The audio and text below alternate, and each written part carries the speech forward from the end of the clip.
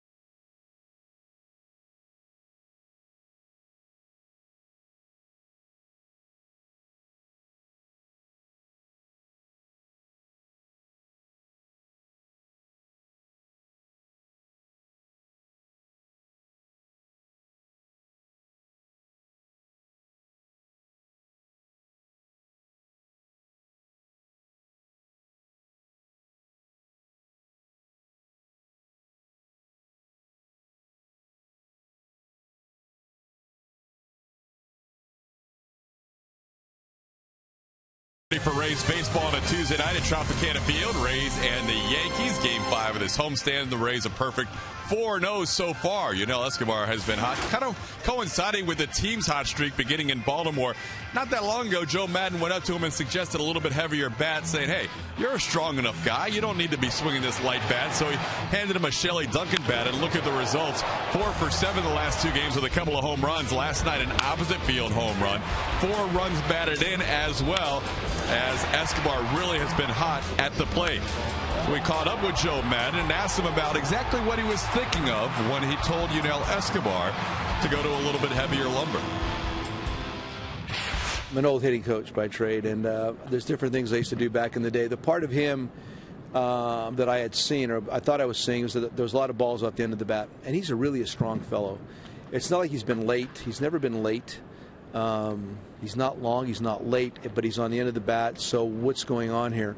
I just suggested a bigger, longer, heavier bat, and just thinking of the logic through that, where he has a little bit more coverage with the end of the bat and a little bit heavier, which forces you to use your hands more and not so much your arms. That's it. Escobar has good numbers against Phil Hughes. We'll see if he can carry over that hot streak at the plate. We have just under 4 minutes to go to the first pitch between the Rays and the Yankees on this Tuesday night. Phil Hughes on the mound for New York. David Price on the mound for the Rays. Enjoy all the action right around the corner with Dwayne and Brian.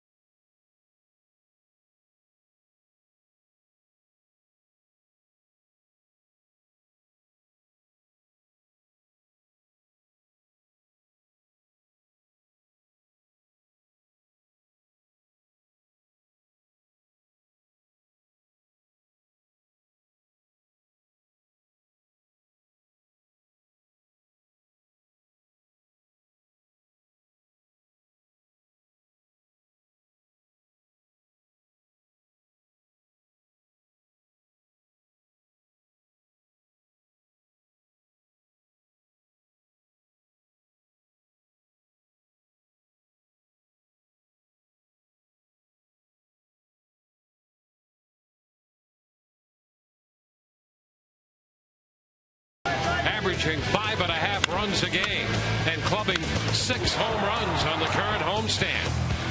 Tonight, reigning Cy Young Award winner David Price goes to the hill, searching for his first win of the young season.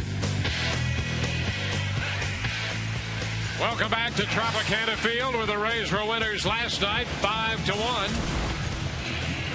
Won the season series a year ago from the Yankees, and last night was the first of 19 games to be played in the season series between these two clubs.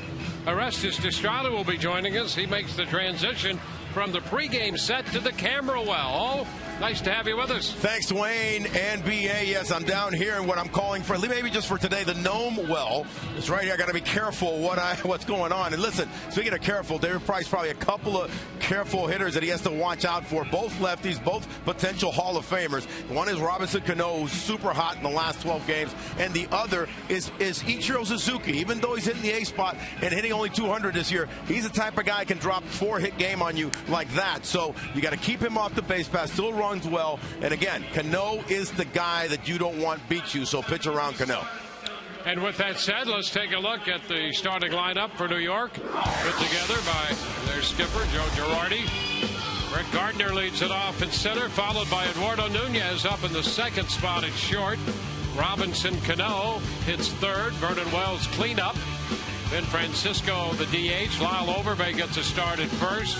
Chris Stewart will catch. The aforementioned Ichiro Suzuki in right hits eighth, and Jason Nix, the third baseman, ninth.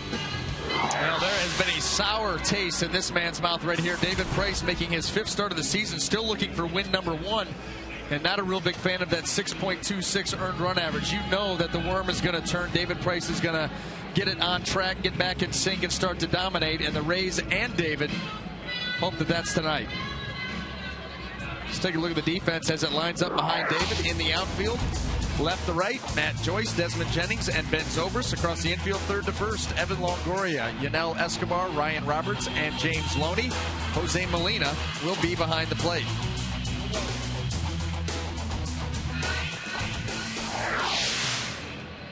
Joe Girardi, the New York Yankees, currently running third in the East with a record of 10-8. Joe in his 6th season as the skipper for the Yankees. And it's going to be Brett Gardner, the left-handed hitting center fielder, to lead off. Gardner in that leadoff spot, and he will see a lot of pitches. He worked a couple of full counts in the game last night, drew a couple walks. He's in there, and Price all set to go. First pitch of this game is off the plate in. That first pitch presented by Pinch a Penny.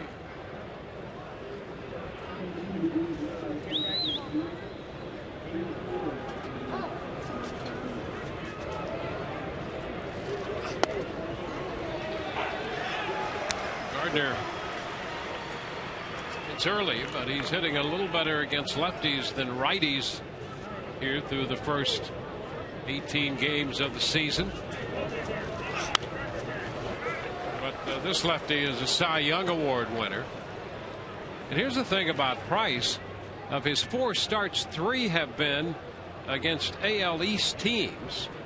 No decisions in all 3 of those. But he has loved pitching inside the East. He's 33-11 against the American League East. And Gardner is out on strikes on the appeal to Fletcher. Now that was awfully close, but after a steady diet of fastballs, David Price now comes with a curveball, and just a little bit too far. Boy, that was borderline. He gets rung up. Great start here for David. The Yankees beset by injuries, as we know, and Eduardo Nunez in there at shortstop, with Jeter out even longer than they expected.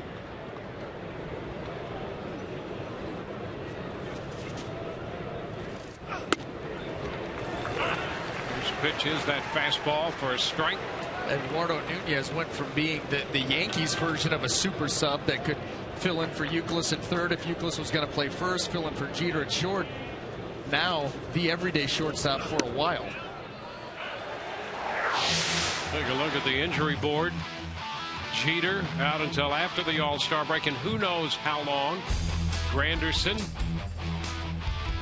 Rodriguez, and Teixeira. And Granderson, although he has a lifetime average under 200 against Price, he has 4 home runs off Price.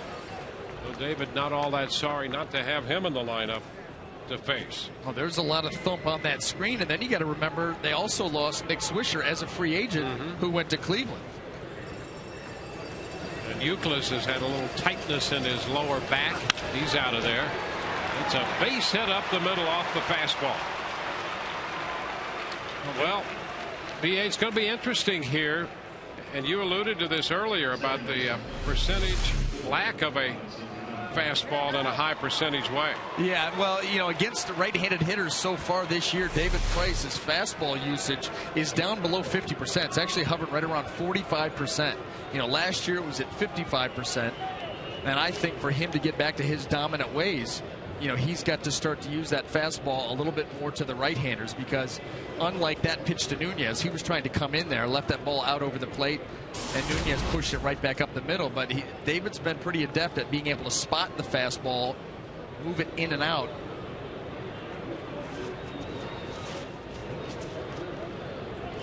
There goes the runner. The pitch is a strike. The throw, they've got a chance. Close, but he's safe. Nunez steals his second of the year. It was the jump. I'll tell you what, Eduardo Nunez got a tremendous jump, and Jose Molina made up some ground with the quick release. He got that ball, got rid of it in a hurry, but the Nunez jump was just too much to overcome. Already he was leaning. That's a tremendous jump.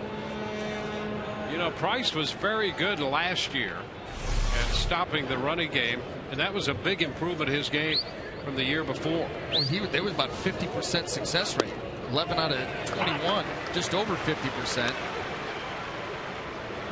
But the Yankees understand that, especially after the way Matt Moore shut them down last night, that they may have to create a little bit of offense against a guy like David Price, because I'll guarantee you, as much as everybody else likes to look at the numbers of David Price, 0-1, 6.26 earned run average, the New York Yankees throw those numbers out the window. They know who he is and what he's capable of doing.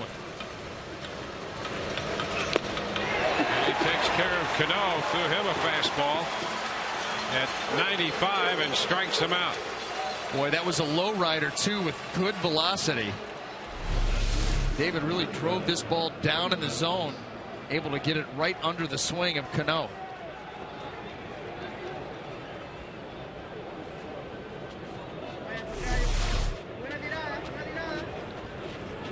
Well, Vernon Wells is hitting cleanup tonight. Joe Girardi. He's hit 5 home runs with the Yankees. 299 overall. He really struggled last night with Matt Moore's changeup. Down and away. Struck him out 3 times on that pitch. And he's just 4 for 27 lifetime against Price.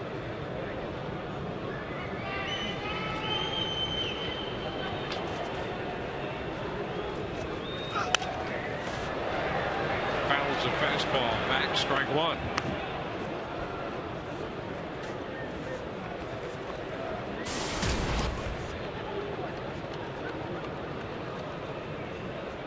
The career breakdown for Wells against the Rays lefty. You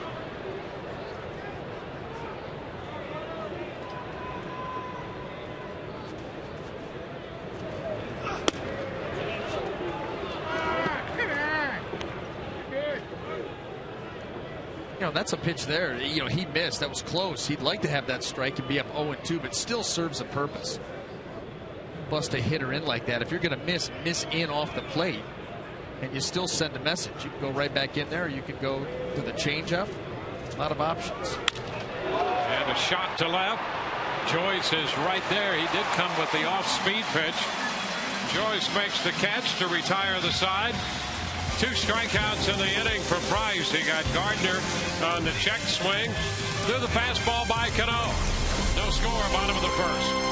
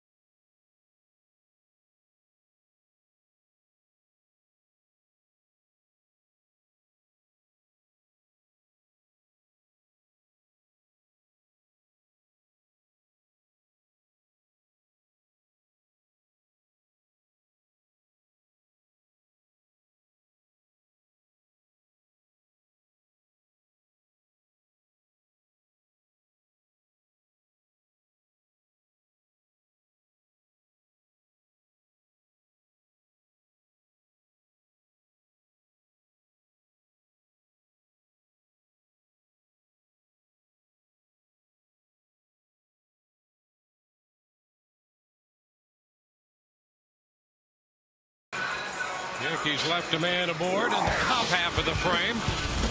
And the lineup is put together by Joe Madden, again Desmond Jennings, Ryan Roberts, and Ben Zobrist. Evan Longoria, Matt Joyce, and Yunel Escobar down the middle. James Loney, Jose Molina, and the DH is Kelly Johnson. I say technically put together by Joe Madney. A little help from the Tampa Chamber of Commerce today at their luncheon. That lineup will be facing right-hander Phil Hughes, making his 4th start of the season. 0-2 record, ERA approaching 6.5. However, he's coming off his best start of the year. That was against the Arizona Diamondbacks. He went 7 strong innings, gave up just 2 earned runs, didn't walk anybody, recorded 6 strikeouts. Desmond Jennings in there and fouls the first one. A big cut, the foul ball deflecting off Stewart, the catcher. Phil Hughes comes into this start in the 3 previous on the season, just 2 walks total. So Desmond Jennings decides now's as good a time as any for the ambush.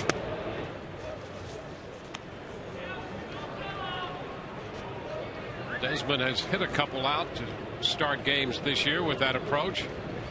And against this guy, why not? I think what Desmond does is he goes to the plate and says, look, I'm looking for 1 pitch in 1 spot in the first one. If you throw me a fastball and get me over first pitch of the ball game fastball, I'm going to come out of my shoes. If you want to spot it, then we'll start working a count. And we've seen Desmond a number of times this year and saw him in the spring do this, BA. Get behind counts. He's down 1-2, 0-2. And before you know it, he's seen a number of pitches and the count is full. Like right there, not really sure of that pitch, but just does enough to be able to foul it off. You know, that's where you have to be. It's not that you prefer hitting with 2 strikes, but you just can't be afraid to hit with 2 strikes. If you're going to work counts, you're going to face a lot of 2-strike counts, and so you've got to have some courage in those counts, and Desmond has shown that. Well, his job is to attempt to extend his at-bats, and you know when a hitter can do that, it can take its toll on a pitcher. Number one, he's probably throwing the entire arsenal at a guy during the at-bat. It gets mentally frustrating. The hitter, in turn, learns a whole lot more about you because he sees more pitches, and it certainly helps out the guys in the dugout. And here we are. It's 3-2 after we fell behind. So another good job by Desmond Jennings to work it all the way out.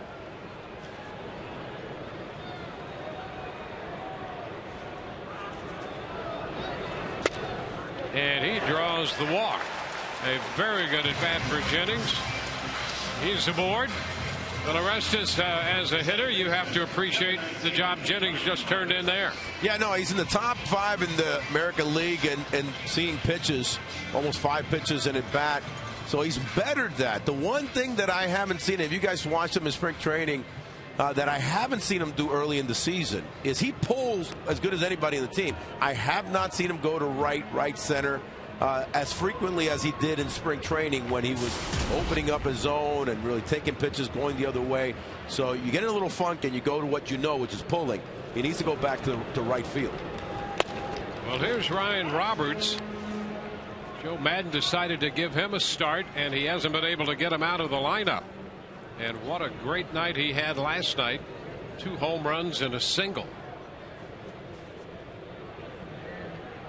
Increased playing time, more comfortable at the plate, in a better rhythm at the plate. Results paying off. And we were talking his first start against Oakland. You and I were debating, does he get the start the next night against the righty, or does he go against Tommy Malone in game 3? Well, he got all 3 of those. Then last night, just continues to run him out there. Well, back in Baltimore, Joe had said he was probably going to give him 2 starts. Well, he earned 3, earned last night, and now he's earned tonight.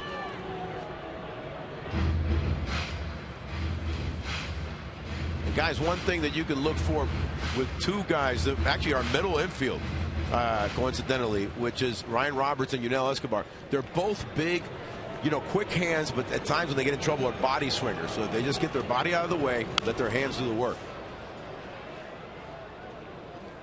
Roberts fouling a fastball out of play right there. Well, we've seen that with Ryan Roberts, because even with 2 strikes, this guy does not cut down on his swing. I mean, he figures, I got 3, I'm going to use them, and I'm going to use them all with some authority. And that's fine. I mean, as long as, again, you keep the body out of the way, you keep your body quiet, and you just wail at it, that's fine. He doesn't break down much. You're right, B.A. No two-strike approach. Soft away. It's 1-2. The long ball last night. Well, that was a two-strike pitch right there, a rolling curveball, and then trying to get the fastball. That ball leaped back middle in, and he crushed both of them.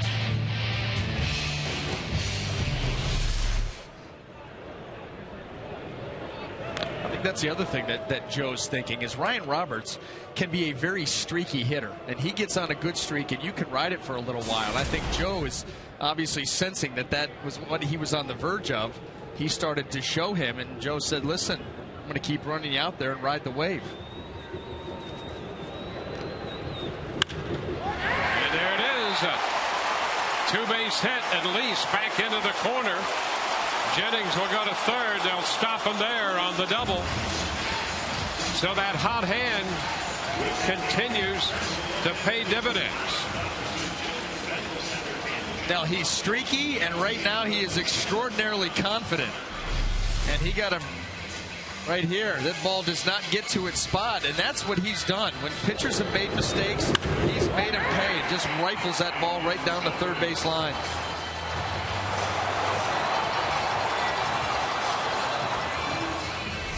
Second double of the year. And Ben Zobrist, who's in the number 3 spot. Ben has never had a hit off Hughes. He's 0 for 12 against him. And this would be a good time for that first hit. Curveball for a strike.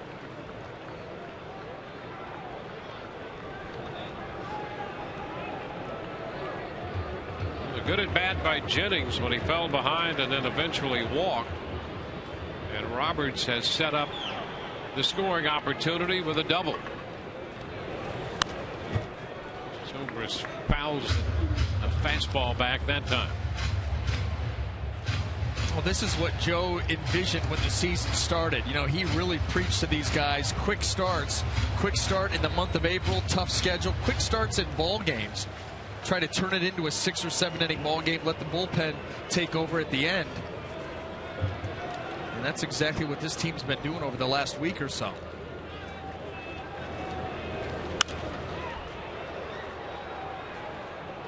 And here with nobody out, they put themselves in another very good position. Second and third and nobody. Rays started fast last night with 4 runs in the first inning. They scored 3 runs in the first inning on Oakland Sunday. And actually had a 4-run inning to open that Oakland series Friday.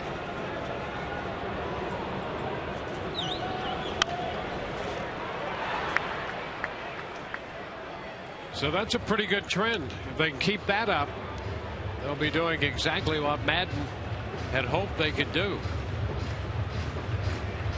I think there was some significant carryover to that first game coming off that road trip, because they scored 4 in the bottom of the first. You remember Oakland scored 2 in the top half, jumped out to an early lead. Rays answered, took the lead, and there's been no looking back since.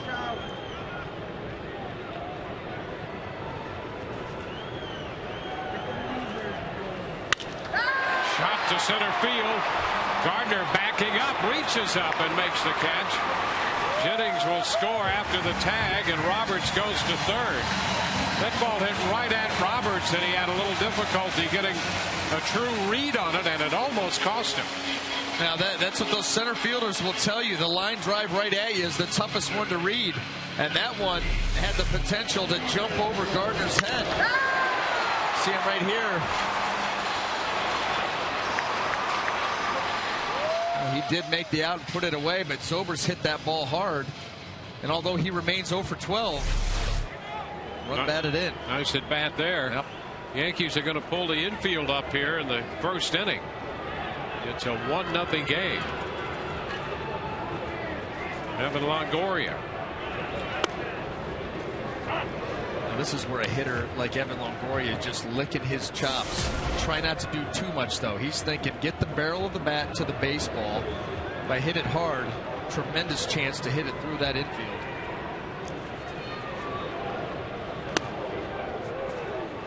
Hughes crowds him. Maybe get it up in the air for some damage.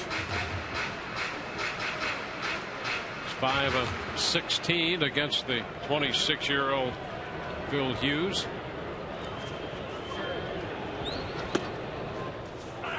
Hughes got that one on the edge. And you know the interesting thing about this, it's not like Phil Hughes is a big ground ball guy.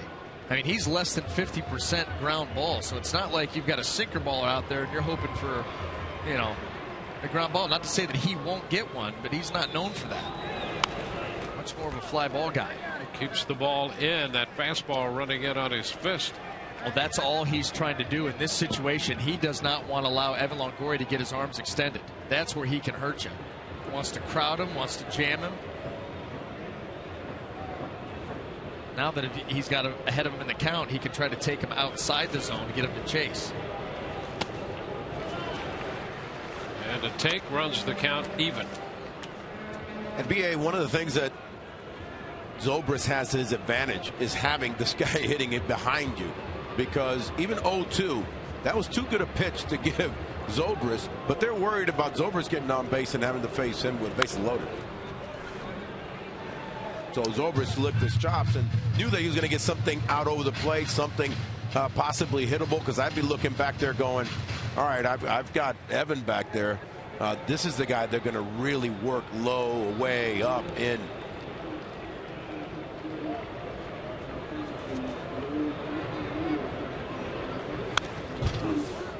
Longoria battles up there to make contact and pick up the other run. Ryan Roberts down at third.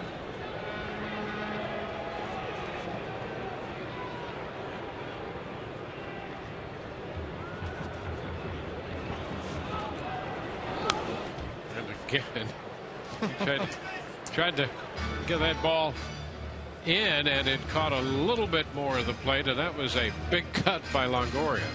And that ball, he just continues to try to run it in there, make him aware of that pitch, and then try to sweep something away. Watch this ball running in. Boy, oh boy, that, in fact, he doesn't hit that. It might catch his right shoulder. That ball way in there. Would not be surprised at all to see him go back to the slider. The last one really wasn't a competitive pitch. It was a ball out of his hand. Go back to that slider here. So another foul ball. It's a 9-pitch at bat here for Longoria, who's really battling, trying to pick up the second run. This is where you get an appreciation for good hitters, the way they're being pitched, in and out, up and down. And the count is full. Tried the curveball there. Yeah, and a couple of breaking balls that Evan Longoria not biting. He's been able to get this count back to full. And look where he's pitched him. Up and in, trying to crowd him, and then down and away, trying to get the chase. Great job by Evan to be able to string this out to 3-2. And he got him. I think that was the first time in that at bat that Phil Hughes doubled up on the breaking ball. And he went curveball, slider, and this, not his best slider. That ball kind of hung out there for Evan, but timing was still just a little bit off. And got underneath it. Yeah, you see that little pause, little hitch in the swing there. Rhythm just a touch off. Well, a great at bat, 11 pitches.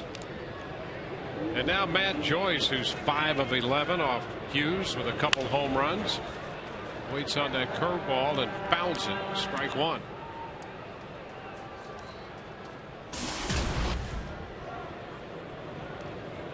Couple of home runs for Matt.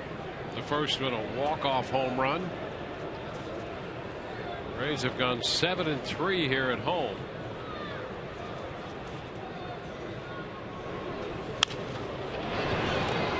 Moves George Hendrick. A nice play there. Glove side. Trying to give it to Brandon Gomes. He doesn't want it. Oh.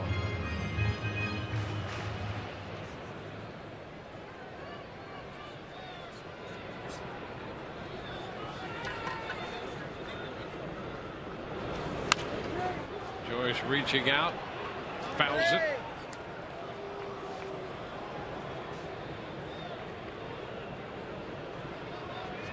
Walk and a double, and a line drive on a sacrifice fly by Zobrist to get the run home. And there is strike 3 called. The slider looking, and the Rays settled for 1 and lead 1-0.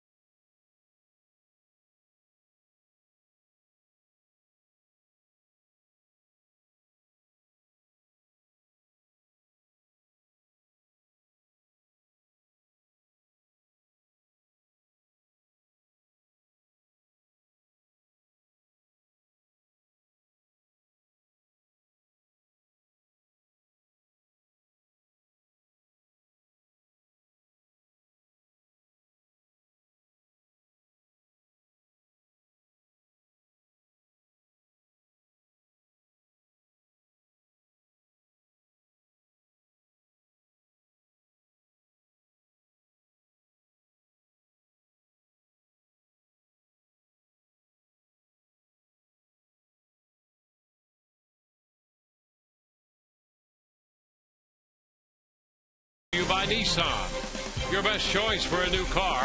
Nissan's Best Choice Sales Event. Shop, choose Nissan.com.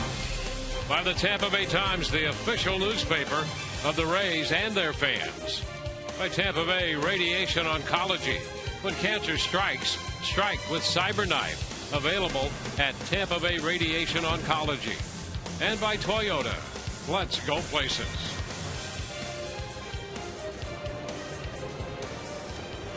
From the Trop tonight, the Rays and the Yankees move into the second.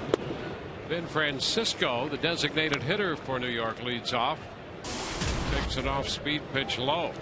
32 pitches, by the way, in the bottom of the first, thrown by Phil Hughes. The Rays got one, left one. Comebacker. That's the first out here in the top of the second.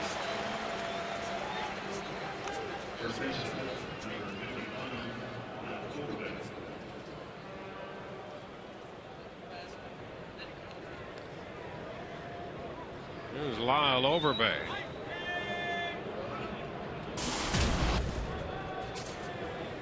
Overbay hitting .259 and good numbers against Price. 4 out of 9, but he's only 1 of 15 against lefties so far this year. But in there tonight against David Price. I think New York trying to look for offense any way they can get it. And Lyle Overbay, 4 out of 9, but 4 of his last 6 against David. Play a hunch. Or play recent success. Recent success, hot hand. Yeah. But oh, and guess what? Last night, the lineup that was put out there by Joe Girardi did not get the job done against Matt Moore. He was outstanding. Really handcuffed that lineup. Going to try something new, and that's why you see Overbay, you see Suzuki back in there. Well, it was fun to watch Moore, and the more we see him, the more we like him.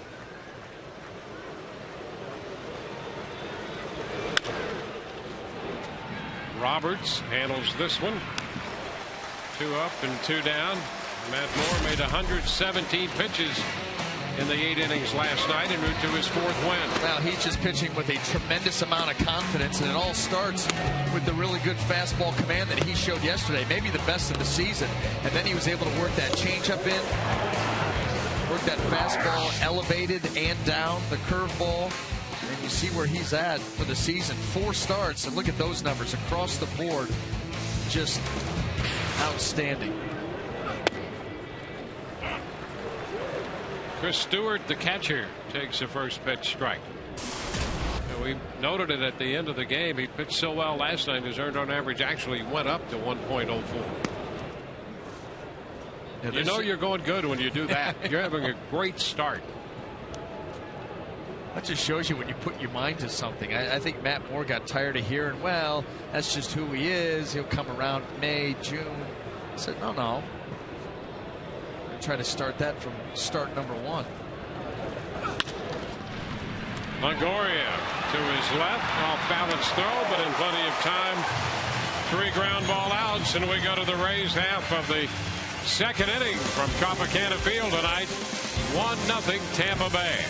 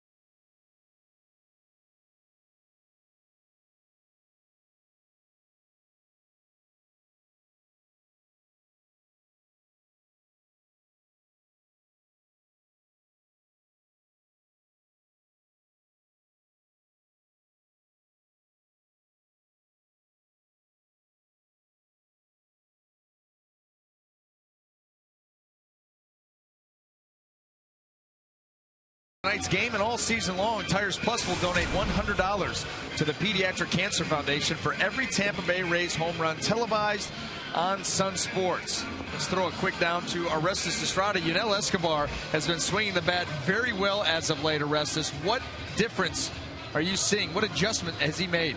Well, number 1, main adjustment. I know we're going to talk about the bat and going to the bigger bat, but really he just quieted himself down and got his body out of the way like I was talking about Ryan Roberts. Number 2, Joe Madden, ever the Joe Magic Man, did the same thing he did to Shelley Duncan in spring training. He gave him Shelley Duncan's bigger bat, which he gave to Shelley. Why? Because of the fact that both of them are big body swingers.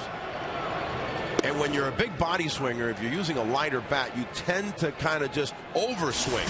When you get a little heavier bat in your hands, you tend to forget about your body and concentrate on, my goodness, I got to use my hands to get this big lumber out of there. There's a great example of a quick swing, not a body swing.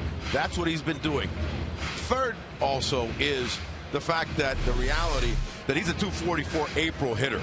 Look at the swing right there. Not so much body, even though I'd like for him to even cut out even a little more body. But he's a 244 April lifetime hitter in 6+ seasons, and the rest of the way 280, 290, 300. So slow starter, and this year even more slow than normal.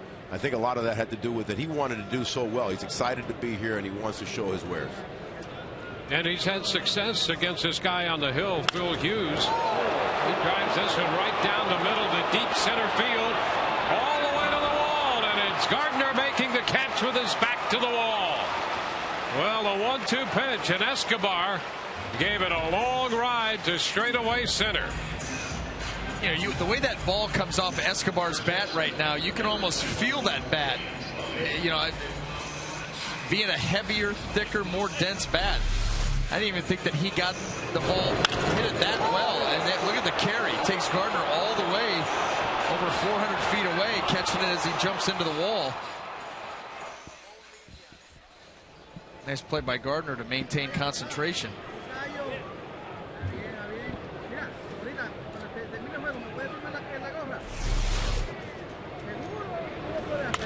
James Loney comes out swinging at a fastball and fouls it. And Loney's bat has been hot lately. Escobar really did give that ball a ride to deep center. Yeah, I like the point that Orestes made about Escobar trying to show his new teammates. Back through the middle for Loney, who picks up the base hit. You see that happen an awful lot when guys go to new teams. It's like they feel like they have to prove themselves all over again. I mean, there's already a body of work there, pretty well established. But for whatever reason, new team, high expectations. You're the everyday shortstop, very prominent, important position. And so you get off to a little bit of a slow start because, you start to press a little bit. Now that he's kind of relaxed and calmed down, he's become very productive. And Madden's approach with him was great. Yes. It was a positive approach from the beginning. Here's a guy who's been criticized in a lot of places he's been. And Madden said this guy is going to be key. He could win a Gold Glove here, but he's going to be key. The linchpin is what he called him to the success of this team's lineup. Oh, and Joe will talk like that, continue to bring your name up and say positive things. It's like that positive reinforcement, continually showing that he believes in you. And a lot of guys have responded to that. That's, part of Joe creating the culture that he does.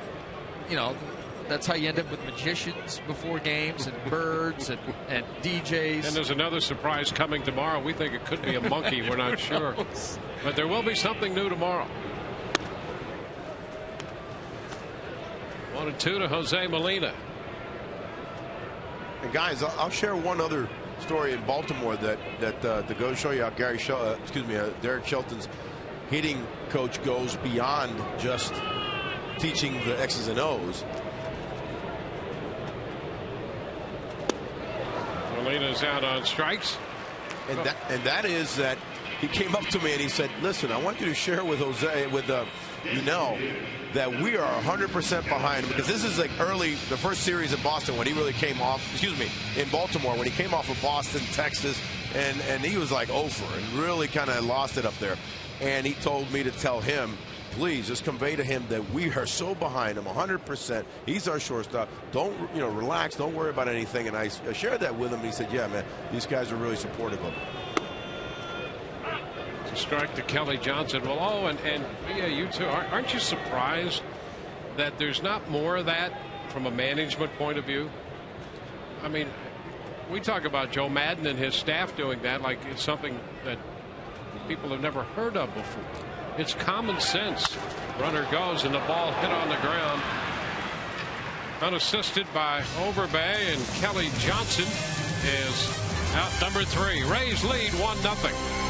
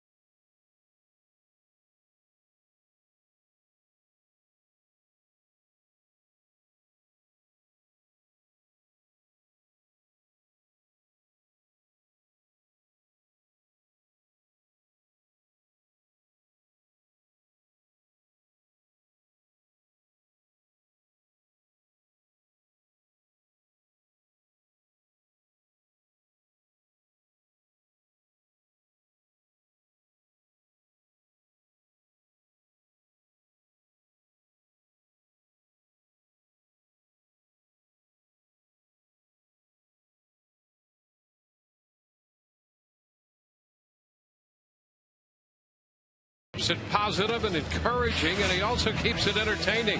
Here's Mendy. Joseph Pirate. Yeah, get that away from the starting pitcher. Yeah, right? And that's a nice fit for Ryan Roberts. It's a beautiful bird. Hey, Westy. Westy's a charmer. How gentle he is, huh? It's Mendy the cockatoo, 22 years old. Did you see Joe when he had talking to the media today before the game? Yeah. Right on First straight up on the shoulder. Yeah. All he needed was an eye patch. A sword. Here's Ichiro Suzuki taking a strike. Hitting 8th in the Yankee lineup, and he fouled that one right off his leg. Oh, man. That was an impact and a half. Yeah, you could see that plain as day. That wasn't off the foot. That wasn't off the ground. He hit that right off. Watch this. Oh, man. And there is no protection there in the shin.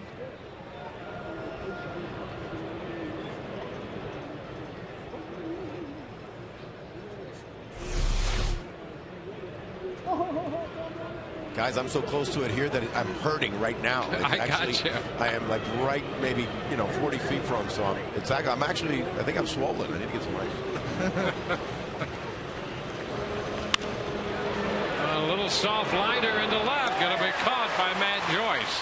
You know what? That right there was positioning.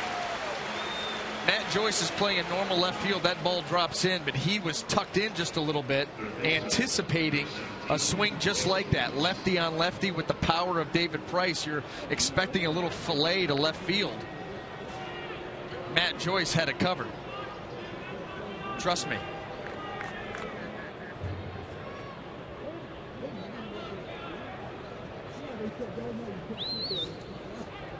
Steve Donahue checking with Ichiro to see if he's all right after that foul ball off his leg. Jason Nix takes a strike. Nix playing third base. He is 0 for 10 lifetime against Price. Ichiro's not giving in to any discomfort, but you know he's got to feel it. I mean, I can't believe the guy's pain tolerance. We saw it. He was pulling out of there. He whacked that ball up the inside of his right knee shin area. That ball shot over to the Yankees dugout. He didn't even go down.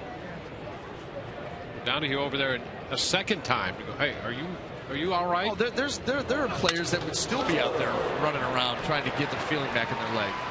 Well, that's the first hit for Nix ever off Price. He broke the barrel into the bat in half and is now 1 of 11 against David. Picks up a 1-out single in the third.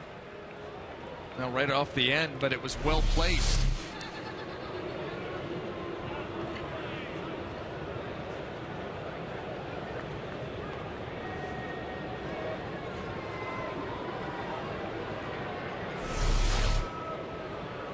Now we swing back around to the top of the order. 1 on, 1 out for Brett Gardner.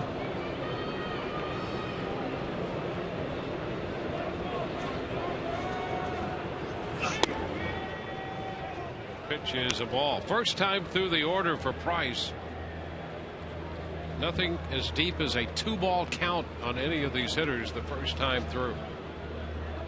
Well, you go back over the last turn and a half of this rotation, and the guys have been doing a great job of that, pitching ahead, being aggressive right from pitch 1 to each hitter, and working ahead in the count most of the time, and then have been the beneficiary of a lot of defensive swings and easy outs.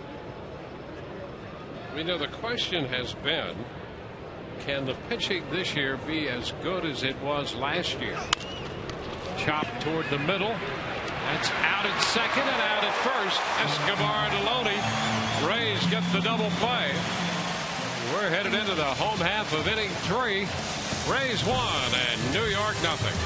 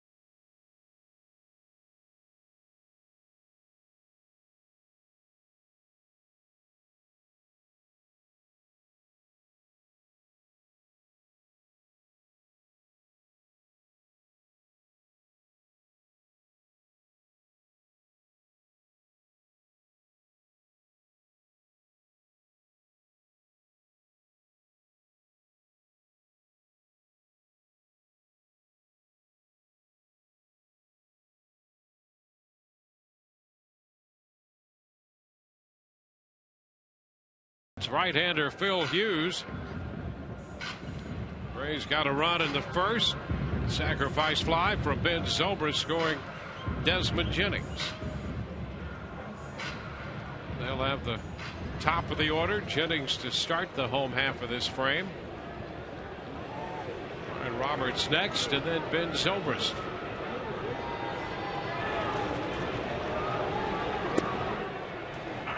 Hughes starts him with a curveball.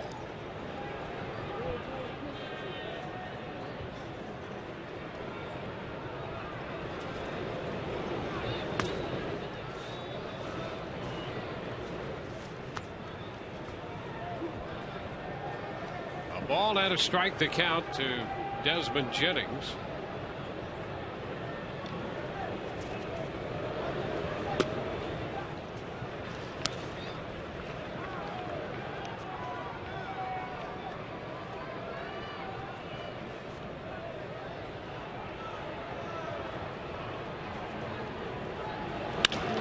Base hit through the hole.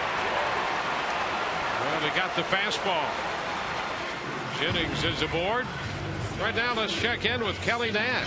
Kelly? Thanks, Dwayne. Nobody can say the Rays don't spice up their promotional giveaways. The first 10,000 in here tomorrow to Tropicana Field get this Joe Madden gnome. And are you guys ready for a laugh? I know you're ready for a laugh. We created our own gnomes.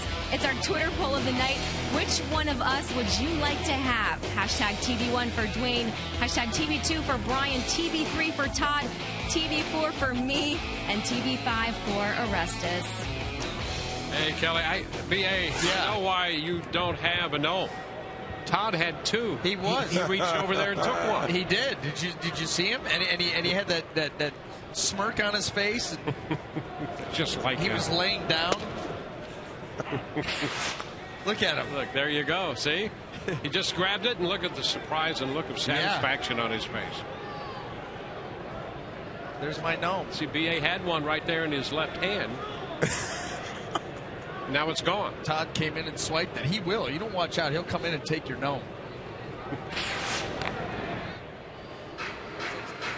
Nobody knows the trouble BA's been in. Yeah, it's only the beginning. It's early. We're in April. He hasn't even unwound. He hasn't unwound yet. I have not been called yet. No phone calls. Move to first. Jennings back in there. The question I'd have for BA is, imagine if he had back in the day that 94, 95 mile an hour consistent fastball. I mean. Hey, if I had a 94 mile an hour average fastball, I would walk out there and pitch every game in hot pants. Pop short left. Dunya out from short is there in front of Wells to make the catch. That would be. I would take to the mound in hot pants, tuck my jersey in, and let it fly. You had better believe it. I'm going to tell you something right now. I was pitching at 88, 89, maybe topping at 90, and I would pitch like I was a flamethrower. You give me 94 to work with. My goodness. I can't get past the hot pants image. And neither could they. Wow. That would be part of your game. Hey, you could have pitched for the White Sox. They had shorts. They weren't hot pants. No, because I didn't like the collars. The collars were too big. How about that was a major league uniform? I mean, really, a major league uniform. There were shorts and 70s collar jerseys. Yeah, they were like 1870s. That really happened. Yeah. Yeah. I think Steve Trout wore one of those. He looked really good. Another left-hander. Yeah.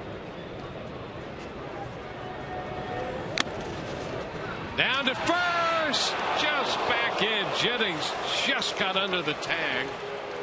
Quick toss by Stewart.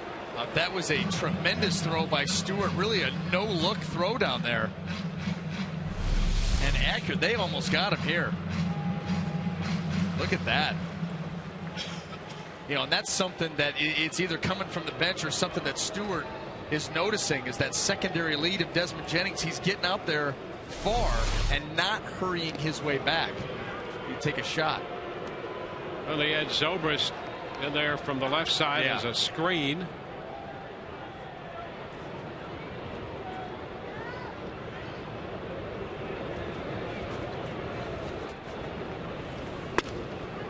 That's inside.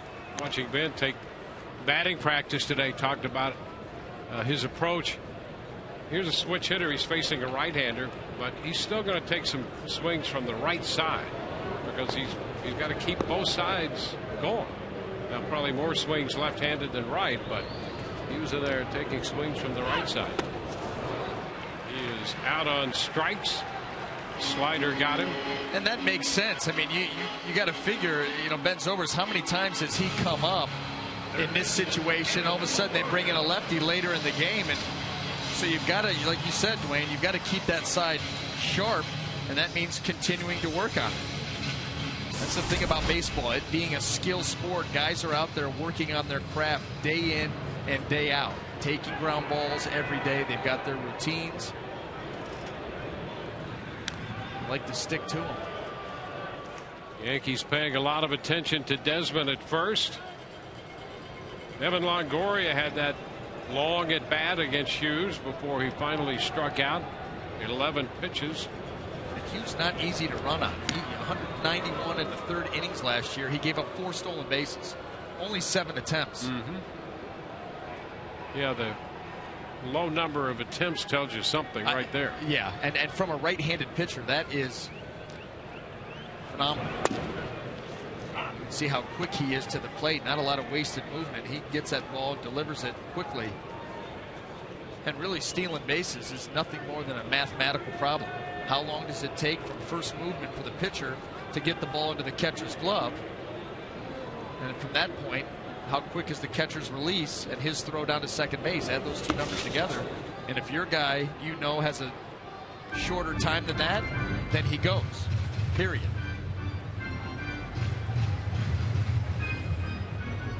Like to keep pitchers, especially right-handed pitchers. Left-handed pitchers obviously have an advantage because they're staring at the runner, got more options as far as pickoff moves. But base runners will tell you some of them think that's an advantage because they're looking right at the left-hander as well. Well, and they're going to go off first movement. They're not reading the back leg like they do with right-handers. They're staring at that front leg of the lefty, and when it twitches, they are gone. And if you've got a high leg kick, you really don't have a chance.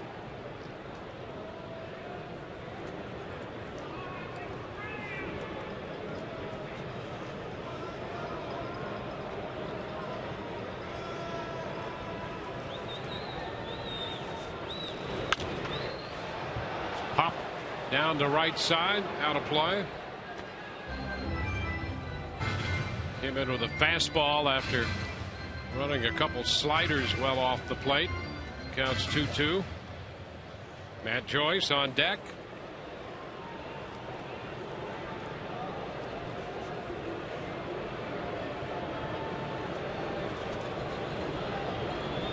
There goes Jennings.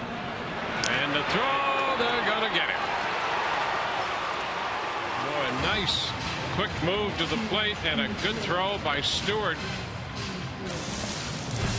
The Rays are finished in the third. They lead 1-0.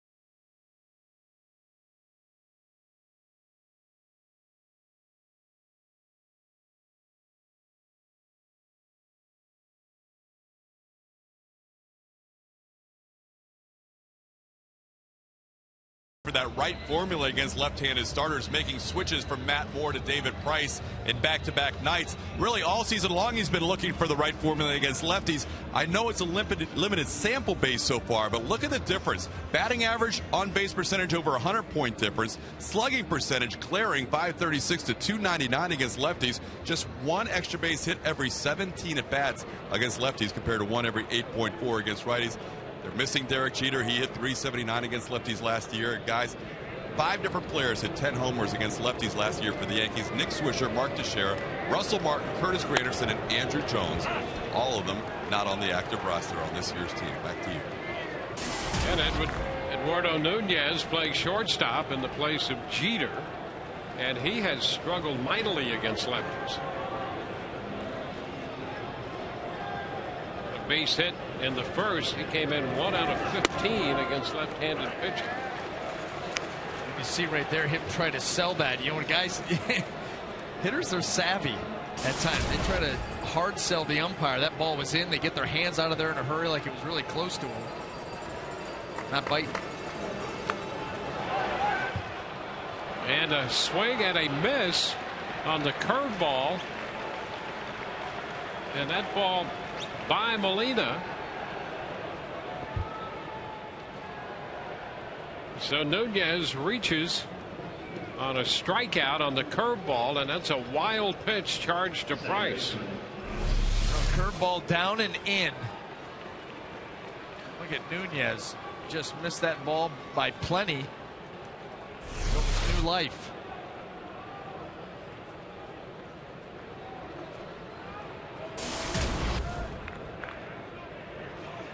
Robinson Cano.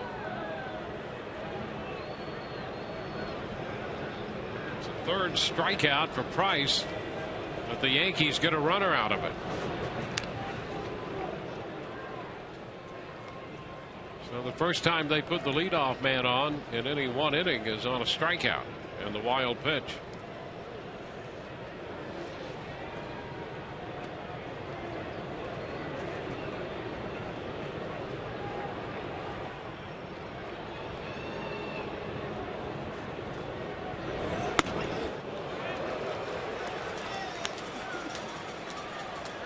Strike one on Cano.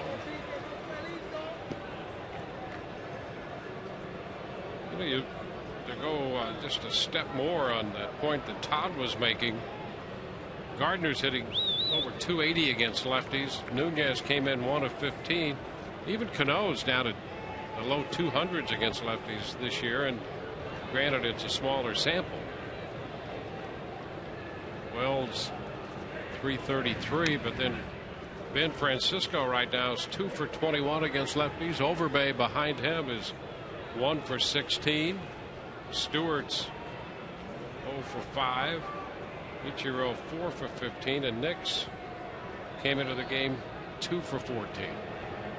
So that's a marked difference than the fellows that Todd just named.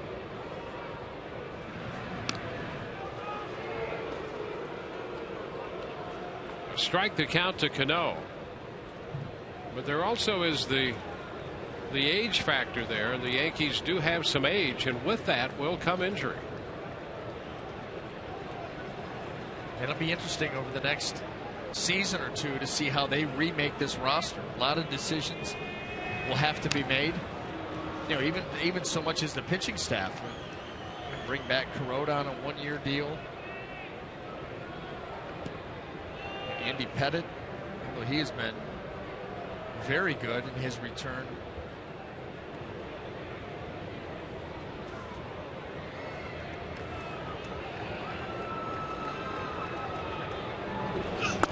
And down goes Cano. That fastball, Cano had that first one a little close and really tied him up, and he's not comfortable in there and didn't want any part of that either.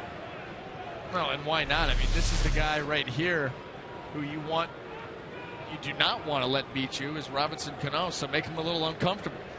You know, you look at the game last night, 2 hits. Robinson Cano had both of them. Home run. Something to think about. And there's There's a strike. Well, he was thinking about the 2 prior pitches on that one. Yes, he was. Boy, did you see him start to bail. That front side leaked out on this fastball, middle away. Look at that. Look at that. That hip starts to open, completely off balance there. This has not been a comfortable at bat for Robinson Cano.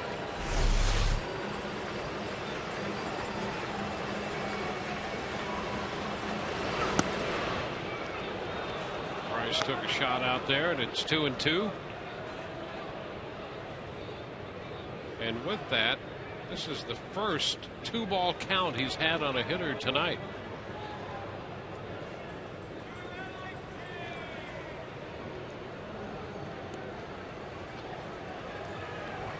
A man on, nobody out. And he missed with a fastball wide. The fastball at 94. The count is full.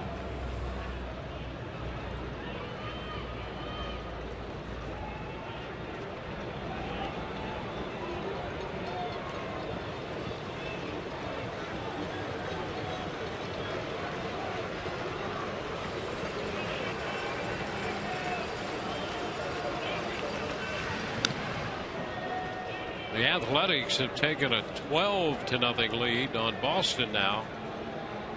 Oakland scored 4 in the top of the 5th. Still hitting.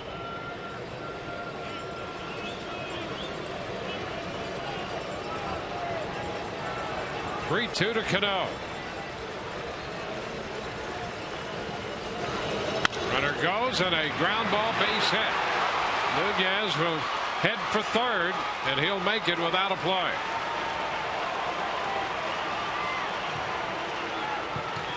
So Cano, who really had to battle in the early part of that at bat, got it to 3-2 and comes up with a single. Well, he was able to come up for air after seeing a couple of pitches away off the plate, and then this one meant to be in ended up middle. Nunez was in motion. Cano popped the hole. There he goes. And the Yankees here with a threat in the 4th. Nobody out after the strikeout, and the wild pitch allowed Nunez to reach, and he scoots to third on the Cano base hit. And here's Vernon Wells. Popped up foul, out of play. You know, guys, there's really only 2 I consider hitters here, and the 2 teams, one being Robinson Cano, the other Evan Longoria, that can have that type of at bat where, you know, he's got him fooled. He's got him in. He's got him, you know, defensive. But you make that one little slight mistake and leave it out of the plate, even with 2 strikes, and they can bust you with a hard line drive hit. And there's a base hit into right. That's going to score Nunez. So the game is time throw back to second, but Cano back in there. Wells is reaching out, found the hole on that right side. Well, that's what you're going to try to do. Anything you can. You know, Vernon Wells, we talked about last night, struggling with Matt Moore's changeup. And you see him right there, cut down on the swing, kind of spread out that stance. Not much of a stride, and really just let the ball find the bat, shoot the hole on the right. It's really a half swing dive by Vernon Wells, but paid big dividends for the Yankees as they've tied this game up.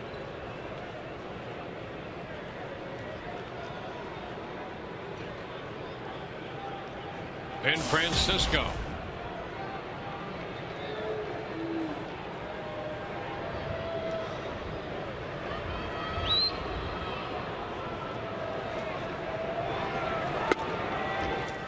And it's a strike to the Yankee designated hitter.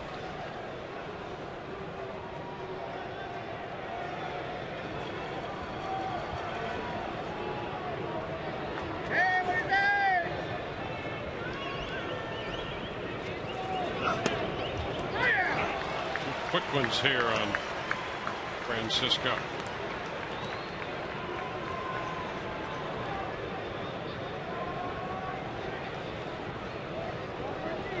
Yankees have a run, 4 hits, strikeout and wild pitch has led to their first run.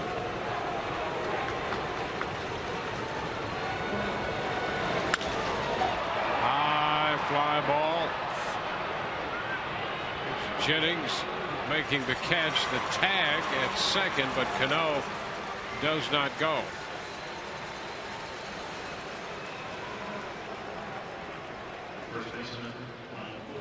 One out with 2 men on, a run home. Well, this 4-hit total, take a look at that Toyota trend, snaps that, allowing 3 hits or fewer in the last 3 games, which tied the franchise record in that department. But 4 hits tonight.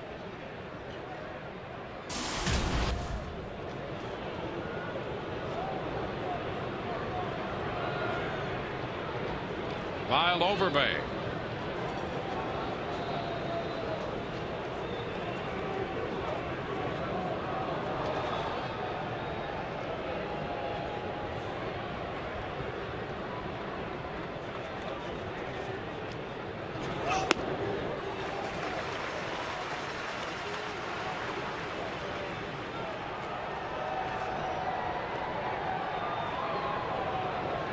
About Lyle Overbay and his struggles against left-handed pitchers this year. You can see by that swing, he doesn't want to get anywhere near 2 strikes.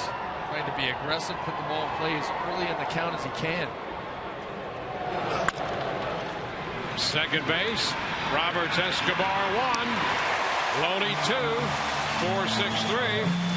Rays get the double play ball and put it into that little uprising. The Yankees get a run. Bottom of the 4th coming up. New York 1 and the Rays 1.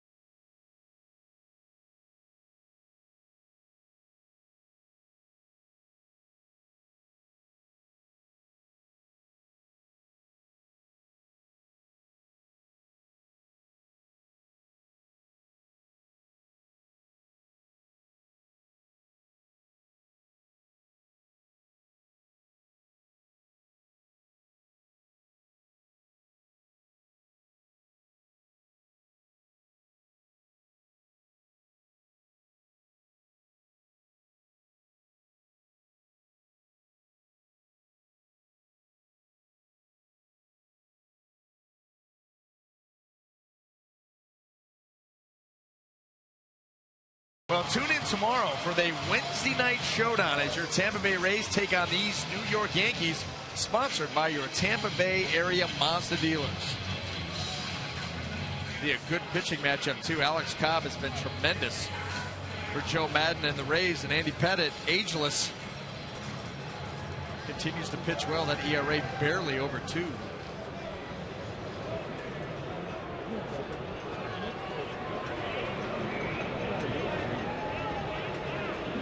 Evan Longoria is going to lead off, and he goes after the first pitch and skies it.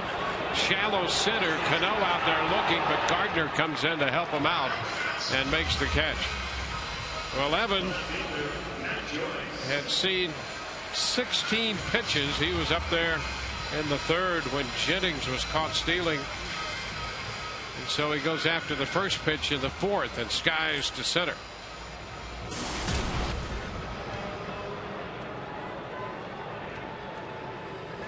Now Matt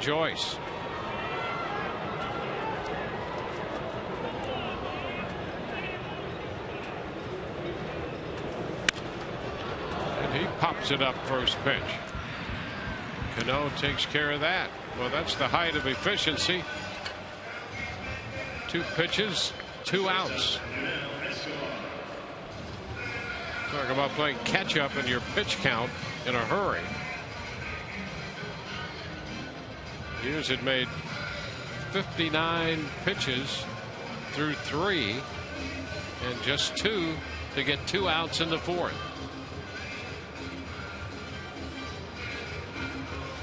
What would be your confidence meter? Percentage confidence that you can throw this ball right down the middle of the plate and Escobar would take it? Well, here's the deal. Most hitters would. Right, that's what I'm saying. Escobar, maybe not. I wouldn't feel too good about it either. It's off the plate. So what you do, you throw one off the plate, but you know, you'd like to get them out and send the pitcher back. Oh, he skies this one deep to left on the track. That's Wells making the catch. Still a 4-pitch inning for Hughes. On to the 5th. 1-1 tie.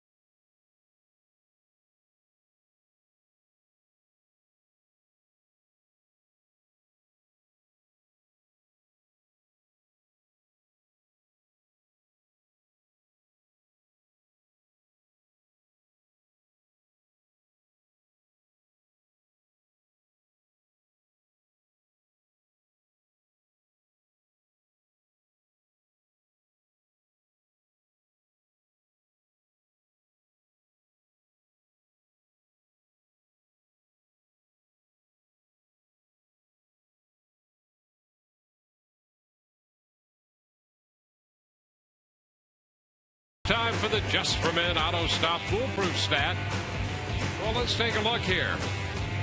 On the road and at home, you know, the Rays at home, of course, they've been dominant at home. Yeah. But this ballpark is not as offensive friendly as, let's say, Camden Yards. No, and it's April 23rd. Yeah. These numbers are both going to move a little bit. You remember the road, it's, you know, not doing very much on the road, but look at how they started that trip. Yeah. I mean, there was nothing going on offensively. They didn't really heat up, or I shouldn't even say heat up, start to heat up in Baltimore, and then really kicked it into gear once they got back home. Texas, hitter friendly. Boston, hitter friendly. Baltimore, hitter friendly. Right. And did nothing. That's speed here. Stewart takes the ball. That's why you play 162 of these games. And you just continue to travel and play your games at home, and it tends to even out. Stewart singles to start the 5th. I just can't wait to the end of this road trip.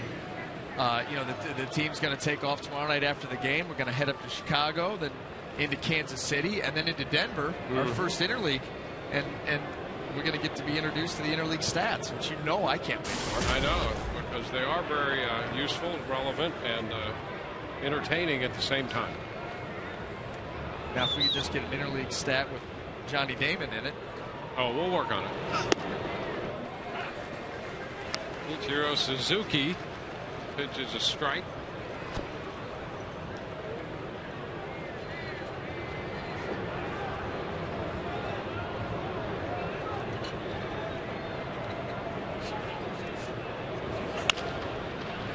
chopped to short. Escobar gets the out at second. That's the only one they're going to get. Escobar to Roberts. So Ichiro is aboard on a fielder's choice. You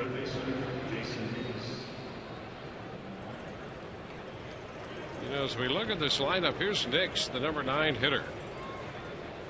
And so following him, Price will have gone through the lineup twice and has had just that one deep count to Cano.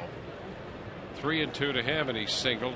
Not so much as a 2-ball count to anybody else in the lineup. You know, and if you remember back to his last start in Baltimore, he gave up 5 earned runs in 6 innings, but he didn't walk anybody in that game, and he was pitching ahead all night that night also. That's right.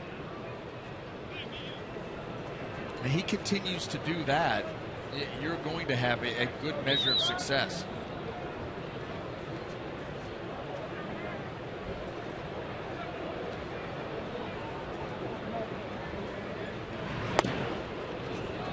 Speaking of numbers and coming back down and averaging out, that's why you don't get real concerned about David Price right now and his ERA. Anybody thinks that he's going to end the season with an ERA of 6 and no wins, it's crazy. It's probably not going to happen. No. The encouraging thing is the young guys in this rotation, what they've done. They work as a unit. You know, the guys are going to go through stretches here and there where they're not firing on all cylinders and they need to be picked up. And right now, the young guys are leading the way without question. They've been outstanding. And the last time through, all 3 of those guys were very impressive.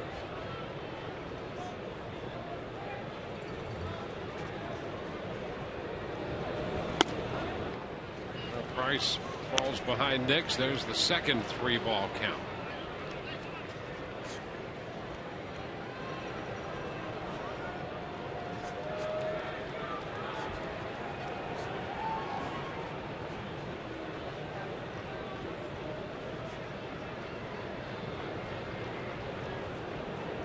One out with a runner at first. 3-1 to Nix.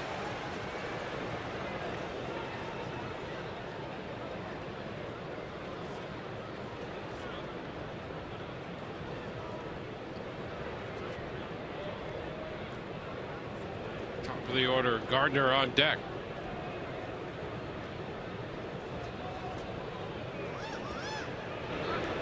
Runner takes off, and the pitch is fouled. Suzuki will retrace his steps. Oh, and Suzuki had a good jump.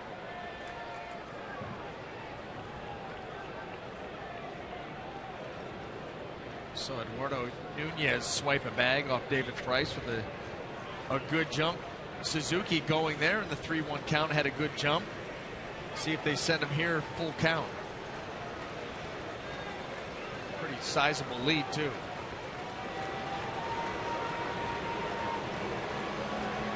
There he goes.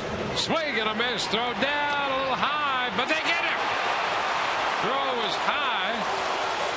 Roberts got the tag down on Suzuki. Suzuki's surprised, but he is caught stealing on a strike him out, throw him out double play. And that retires the side. Here's another look as we go to break with the game tied 1-1.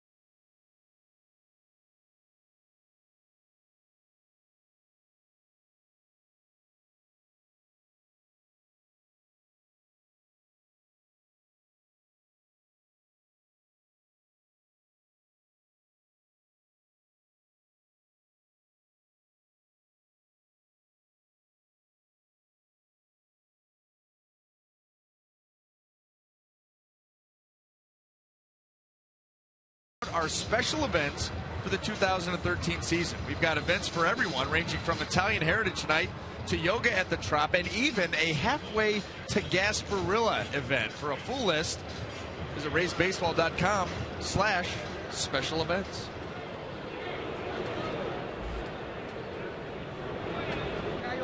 James Loney's going to lead off the bottom of the 5th inning. The Rays and the Yankees are tied 1-1. The Rays are facing Phil Hughes, and he throws another first pitch strike. Interesting in that he went 15 of 15 to start this game when it came to first pitch strikes. Side of third back, and Nix takes care of that for the out. How about that? And the amazing thing on that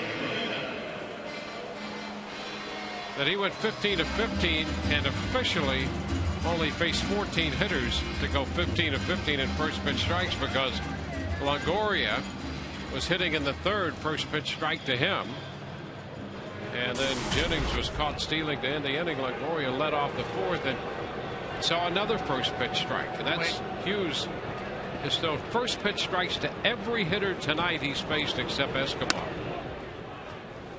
It's way too late for those kind of stats. Riddles and brain teasers. It's just the facts. It's just a logical look at the scorecard. I mean, 15 straight, but only faced 14 hitters. You're just talking in circles now. Just logical, I guess. Actually, with a dose of reality applied right over the top of logic. He did miss on the first pitch to Molina. That sounds like something I'd be in for.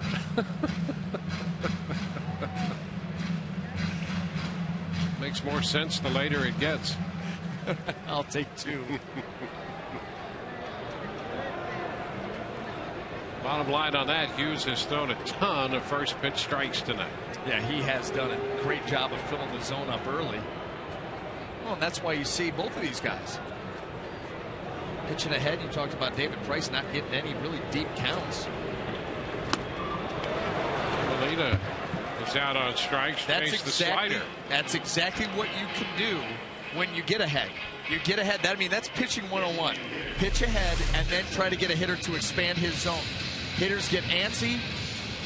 You've got pitches to play with, and you can take them outside the zone and get the hitters to chase.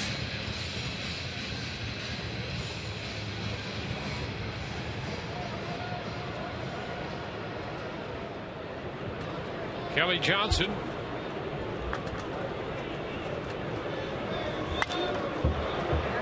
Skies it foul. Nix after it near the dugout railing and has no room. Nice. But he does in the second row. Impressive. Very. I mean, he went up there with the left hand and stuck the landing. It's a great play in the stands, and an admiring crowd around him. Yeah, that's right. Very impressed.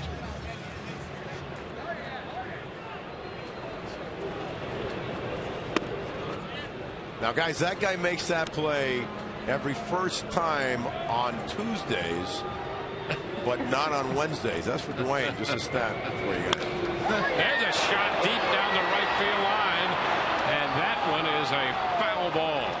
Plenty of home run distance, but foul. Well, Hughes all around that plate tonight. Well, that's why you've seen the ability. Go back to the 4th inning. 3 outs on 4 pitches. These Rays hitters understanding that he's filling up that zone early in the count, so they're now going up there looking to hit, looking to attack.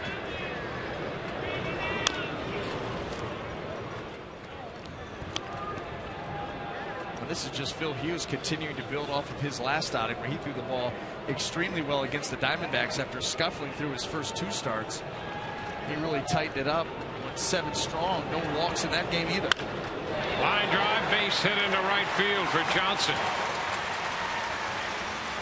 An off-speed pitch. Johnson has a 2-out single. It looked like it was a changeup. That ball stayed away, but Kelly Johnson able to go out, get around that ball, and line it out into right field.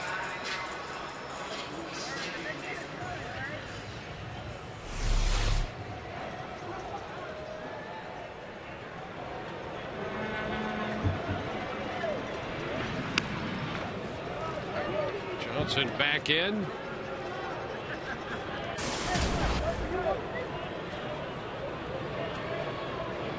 Desmond Jennings has been on twice with a walk and a single.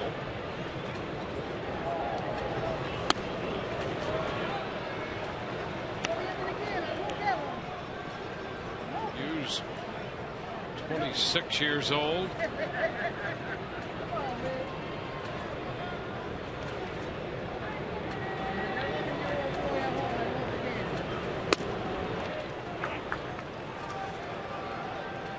He was an 18-game winner in 2010. And then he went through some physical issues. Came back last year to win 16. He was 16 and 13 last year.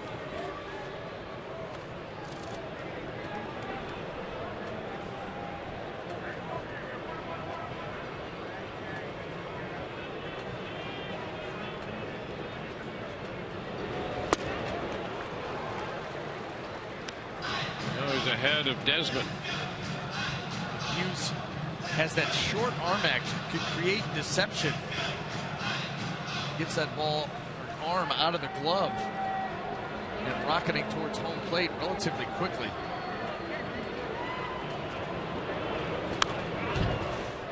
Breaking ball, and he doesn't have that. He doesn't have that long swing where hitters can start to build in some timing. Look at it, comes out of the glove, boom, and right to the plate. Not a whole lot of wasted movement. That's why not many runners try to steal off him. Yes, they just don't have time. That's exactly right, and that's why you saw, we talked about, only gave up 4 stolen bases last year in 7 attempts. And when Desmond tried to go, Chris Stewart had a great, turnaround and getting that ball down to second base, and that ball was there in plenty of time. A little roller to the right side. Cano bare hands, throw to first in time, and the Rays are out in the 5th. They get a hit, they leave the man and do not score. On to inning 6, 1-1.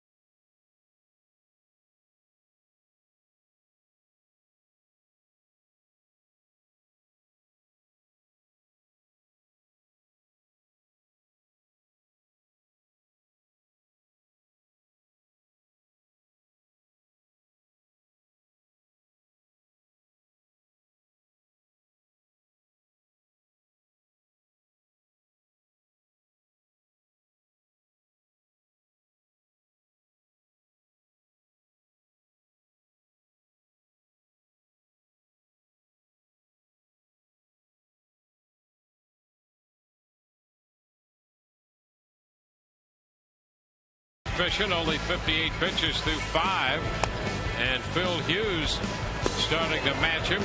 Combination of the fastball and a couple variations of the breaking ball. Then Zobrist sacrifice fly scored a run for the Rays in the 1st, and then in the 4th inning, Vernon Wells singled into right, scoring Eduardo Nunez. We're tied 1-1 as we head to the 6th inning tonight.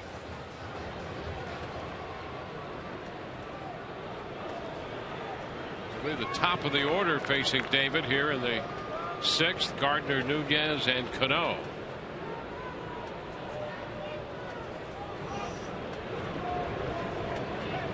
Price has given up 5 hits and a run. 4 strikeouts for Price. And the first pitch of the 6th is a strike. Oakland now leads Boston at Fenway, bottom of the 6th, 13-0.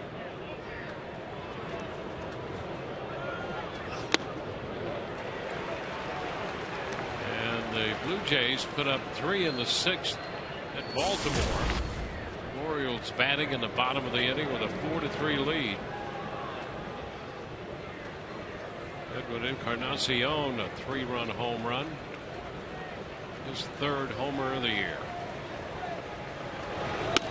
And there's strike 3 call. Quick work here to Gardner. 5th strikeout. And let's check in with Todd. All right, Dwayne, 3 good fastballs there from David Price. But when we caught up with him yesterday, asking him about his fastball this season in the first 4 starts, here's what he said. No, not really. I mean, that's. I feel like that's still part of it. And like I said before, I mean, I remember Joe saying it last year. April, my fastball velocity increased just about every month. And then in August and September were my highest months of fastball velocity. So I think that's just something that in due time it will come. So, guys, he says he'll build on that velocity as it goes along when you compare his miles per hour average on the fastball from this year to last year. It's about a mile per hour off. Back to you. All right. Thank you, Todd. And we'll take a look there through the last few years. Yeah, in the grand scheme of things, who cares?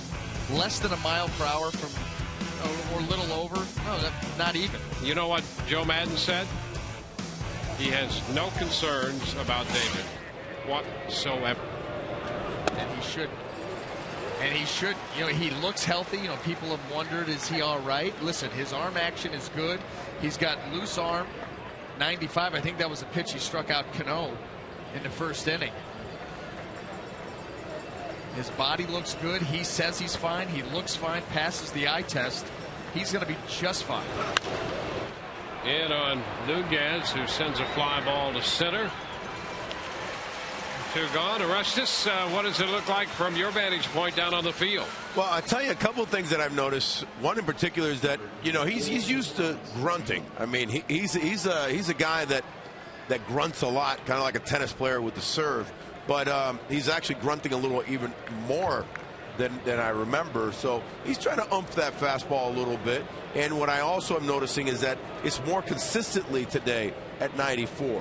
And Baltimore, I think it was more consistently in the lower ranges of he hit 94 a few times. Today he's consistently hitting 93, 94. And as BA said, it's about the quadrants. It's about how well you're positioning the ball. And a fly ball to left off the bat of Cano. Joyce takes care of that. 1, 2, 3, go the Yankees. Rays coming in to hit, tied 1-1.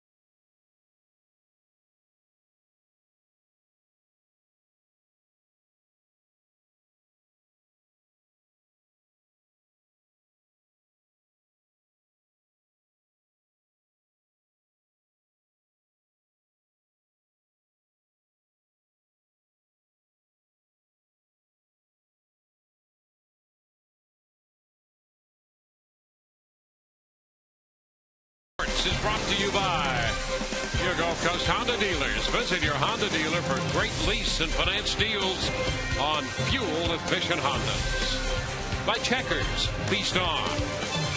And by Nissan, your best choice for a new car. Nissan's Best Choice Sales Event. Shop ChooseNissan.com.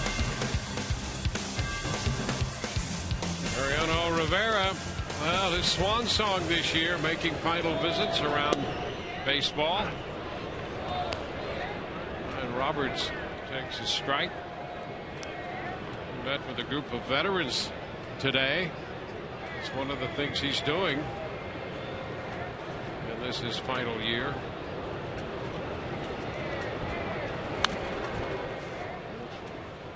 Foul back 0-2. Rivera is such a class act, and a lot of what he does is behind the scenes, not a lot of media hoopla. You know, each individual city's picking up on these stories, but he's doing it very quietly and doing it the right way. Just goes to show you what kind of man he is. How about that? And you know, all he's doing now, coming back, throwing strike after strike, and mostly cutter after cutter. Just, there it is. Pretty simple. One pitch. It's amazing what he's been able to accomplish with that cutter. As part of that meeting here at the Trop with the veterans from the James A. Haley VA Center in Hillsborough. What a great idea. And we understand it's his idea to do that as he visits the various cities around baseball.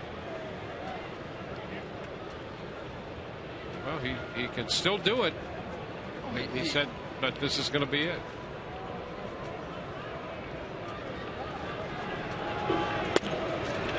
Full count to Roberts.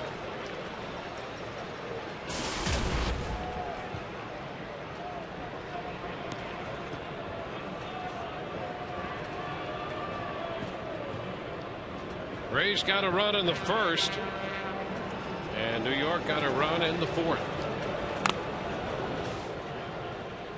See another full count pitch from Hughes.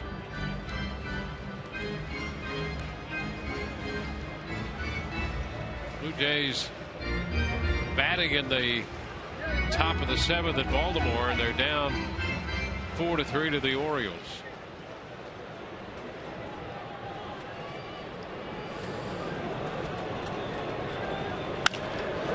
Roberts, a high fly ball. Gardner, one away. Announcing Burst Pass Gold, an exclusive membership program for Rays season ticket holders. Members get 12% cash bonus for concessions and merchandise and earn rewards for using their card as their ticket to Rays home games. Visit RaysBaseball.com/burst for more information.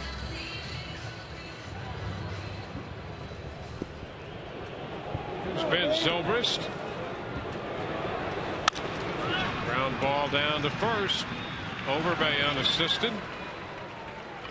Well, a full count to Roberts before he skied to center, and Zobrist out on the first pitch. Oh, these guys coming up for the Rays. This lineup really looking to be ready to hit from pitch one because of what Phil Hughes has shown in the department of first pitch strikes. The guys are going up there, and if the pitch is out over the plate, they're taking some healthy rips. And after throwing 32 pitches in the first inning, sitting at 87 right now with 2 outs in the sixth. Well, he made up for a lot of ground on that 4-pitch fourth. But he followed up that first with only 12 pitches in the second. There's another first pitch strike. And he's thrown a ton of those tonight.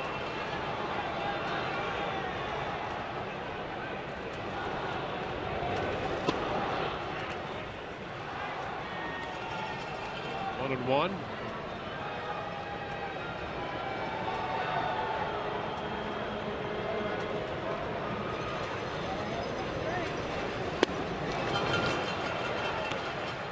Slider. 1 and 2. Yeah, it took a little something off it.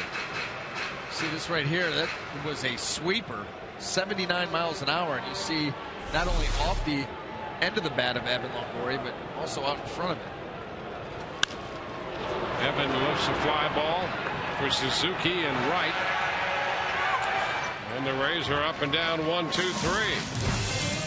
Through 6 tonight, 1-1 game.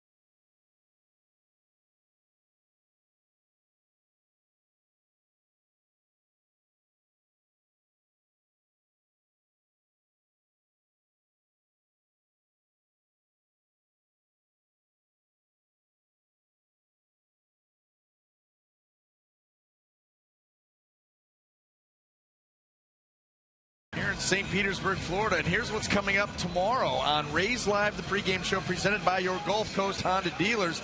There's going to be a feature on Alex Cobb, and why not? He's been tremendous here first part of the season for the Rays. Also, take a look at ageless Andy Pettitte. I mean, this guy continues to come back for another season and just continues to get the job done. Be a great pitching matchup tomorrow night, and you do not want to miss it. It's a Wednesday night showdown, D-Wayne. Final game of the homestand. Depending on the outcome of this one, we don't know what could be riding on that one tomorrow night.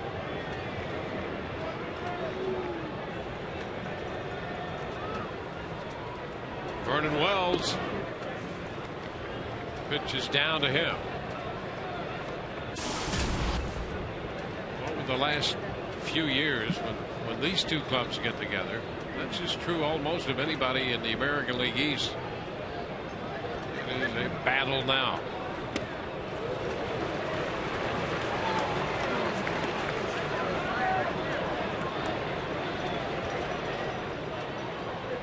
A 1-1 count.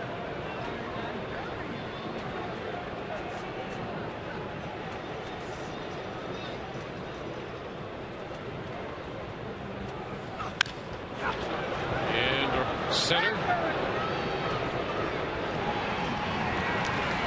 Jennings takes care of Vernon Wells. One up and one down. Hey guys, I was going to ask BA, as a hitter right now, I'm coming up my third time, both sides here. If you look at the Rays side and the Yankees side, and these guys are tightening it down. You know what I mean? Yeah. They've pitched great.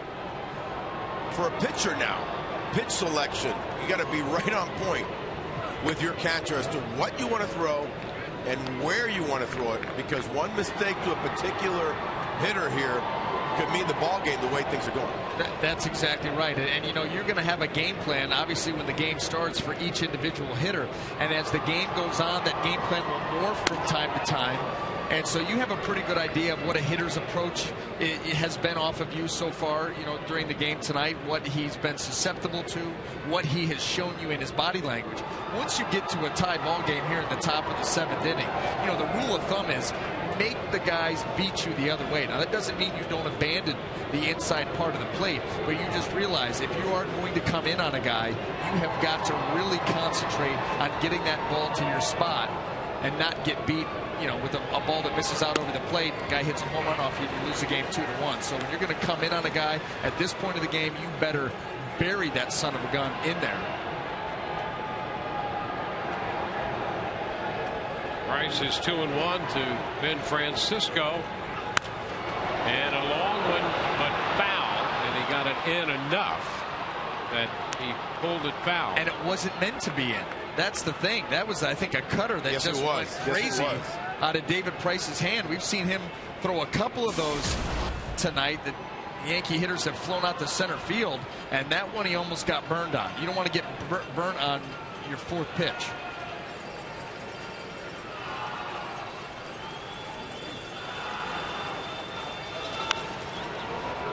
Back with a fastball, and he tied him up there. That's right. He got it in there. And that's what you really have to concentrate on. I learned that lesson the hard way. Pitching late into a ball game and came in, got lazy with a pitch in, hit a home run, beat that ball game. And I remember I got a nice stern lecture by Sandy Elmore on the bench about that very topic. Yeah, depending on your stuff and how the multiplicity of it, by that I mean the starter that has more than 2 pitches, it truly has 3. What's more important right now at this depth of the game? Is it location or pitch selection with your catcher? I mean, location obviously is yeah, location's always going to take the precedent, but you'd like to have both of them. Yeah, right. See, because right there he steps off, and and it's what right now, third time up. I'm third time up. I'm already supposed to have you figured out live. And this is where, for me, David Price, just come with your good fastball down and away. I doubt he does that, but why not? Well, he comes, pops him up. That right there is a pitch that listen, he's gotten results with it, but the full count backdoor cutter, for me, that's a pitch that is designed to strike out a hitter looking. That's set up to where he's going to give up on it. You've seen far too many hitters take that swing, and they're just missing it. You saw he almost hit one out of the ballpark earlier in this at-bat. There's nothing wrong with a good full count 94-mile-an-hour fastball down and away. We'll take the out. Lyle Overbay in the box, and he has had a tough time all night. You know when that cutter works? When, as we talked about, when he gets his velocity later on to middle months, and the fastball has been so outstanding. Yeah. When the fastball is 96, 97, that's all as a hitter you could even look for, because you have to be so ready for that, because otherwise you're not even going to catch up with it.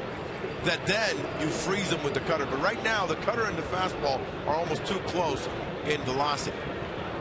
Not only that, but that cutter is moving back towards the hitter because he's using it to the right-handed hitters. I'm going to tell you something right now, and listen, it's David Price. It's his game. This guy's got hardware, Cy Young Award winner, but you can make a case that he doesn't even need the cutter. Fastball, curveball, changeup. Yeah. Done. 2-1, skied to center. It's Jennings alongside Joyce. Turns out to be a 1-2-3. 3 fly balls in the 7th. 7th inning stretch time. David Price allowing a run on 5 hits, and we're tied 1-1.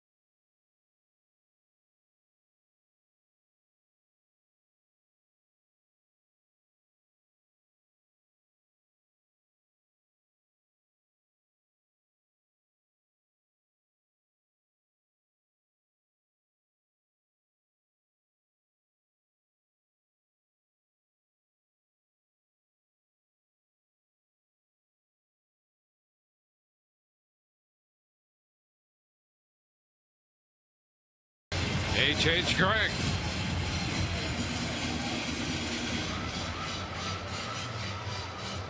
Been David Price and Phil Hughes hooked up in this 1-1 game.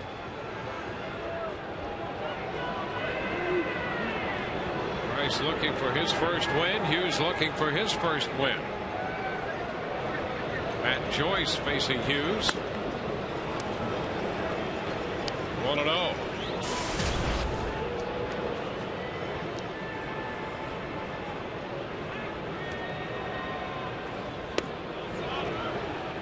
Upstairs. Hughes up over 90 pitches.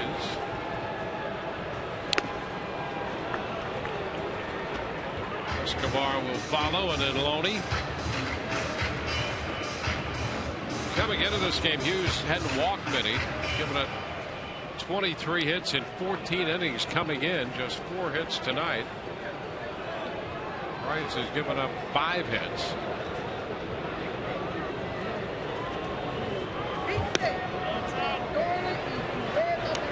Joyce in a good count now.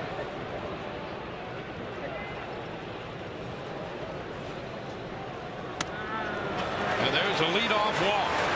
The second walk tonight allowed by Hughes. I don't think that he's been pitching ahead so much tonight. I don't think he knew what to do there 3-1 with Matt Joyce.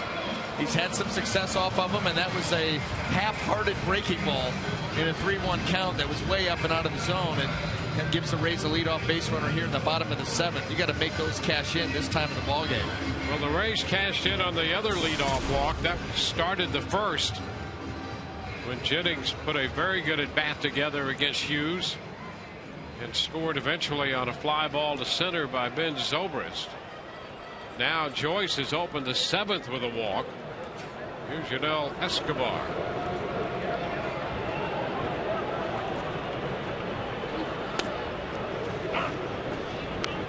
Strike one on a slider. Escobar hit the ball to the track and left in the 4th, and in the 2nd inning he sent Gardner against the wall in center.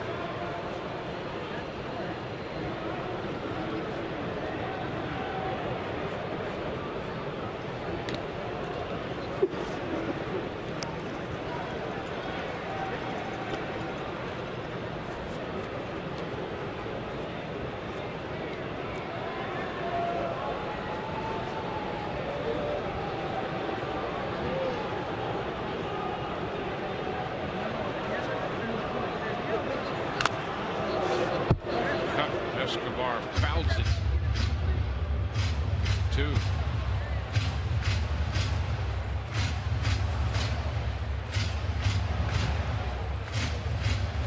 Hughes a couple pitches away from 100. And the Yankees get some action up in the bullpen.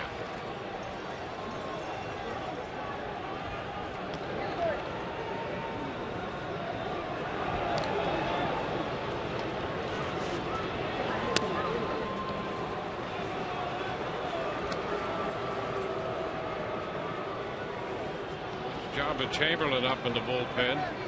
Hughes made 109 pitches his last time out against Arizona in a no decision. He gave up only 2 runs in 7 innings in that one and left the game trailing 2-1. We're tied right now 1-1. He's walked the leadoff man in the 7th.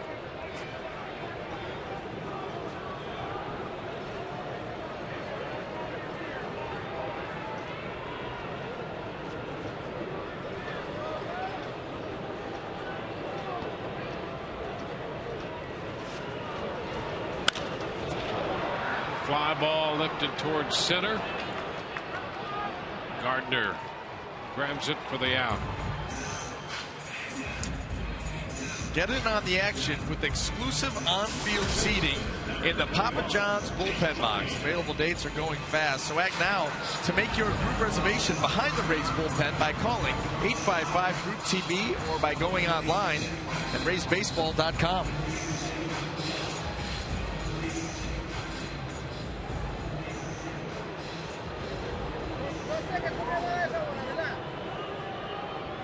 One on, one out. trying to figure out how to get one more run off of Phil Hughes. Ryan Roberts.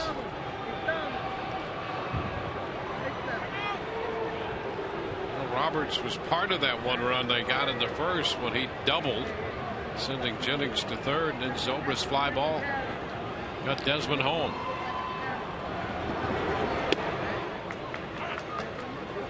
On strike to Loney.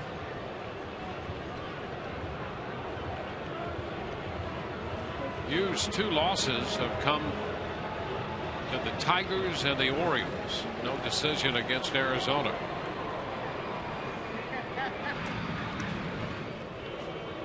Dug out there by Overbay. Speaking of the Tigers, I guess they found their closer, Jose Valverde, whom they did not sign over the winter, and then eventually signed him to a minor league contract, have signed him to a 1-year deal, and Jimmy Leland says he's going to close. Up the middle and a base hit for Loney.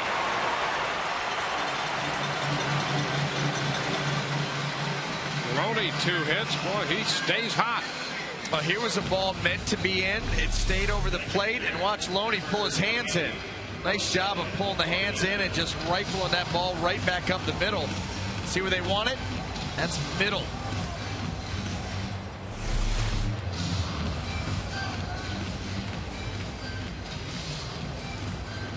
Now you got something here. And Phil Hughes with Jose Molina is going to be looking to get him reaching, to try to hit the ball on the ground, try to get an inning double play. Jose Molina stays patient, tries to get a ball elevated out over the plate. We've seen Jose Molina here in this homestand using the middle of the field. That's going to bode well in this at bat if he continues with that approach. Has had trouble with the breaking ball down and away. And so that's exactly where Hughes goes for the first pitch strike. He got him with a slider in the 5th inning swinging. Got him swinging in the 2nd. A lot of information being built up over the course of a game, and you understand what's been given a hitter fits. So you better believe it, in a tough situation like this, that's where you're going to tend to go.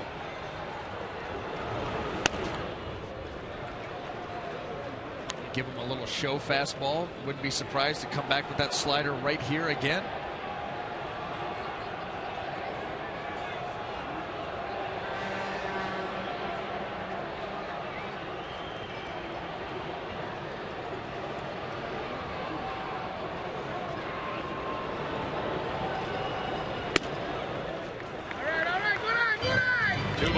A strike. He missed with a fastball outside. Well, both Price and Hughes have made a lot of pitches in the zone. A lot of strikes tonight.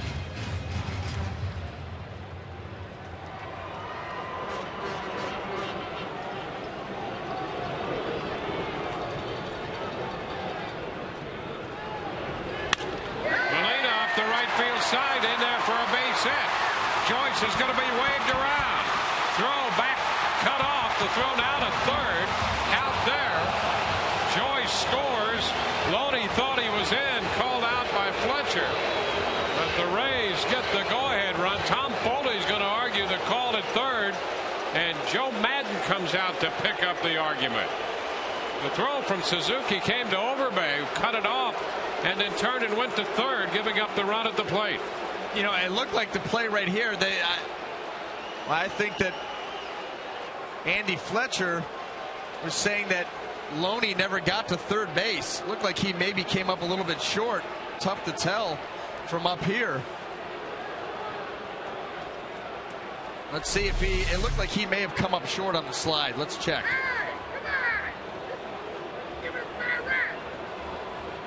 And he did.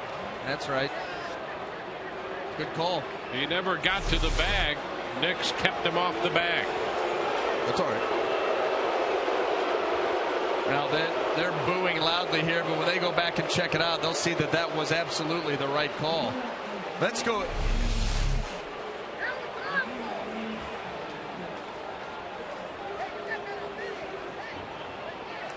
Just never got there.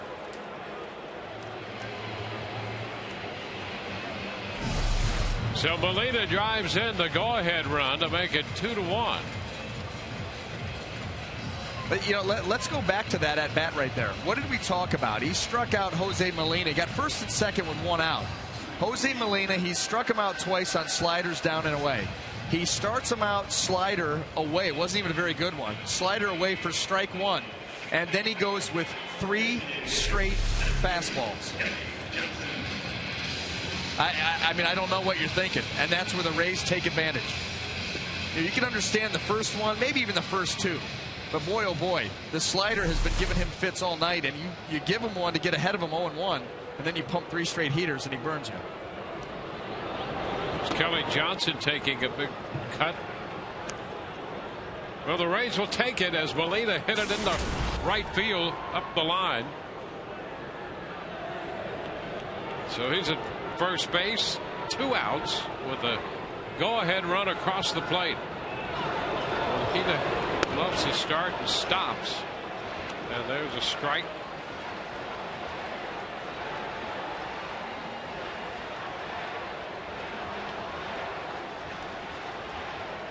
Base hit breaks the tie.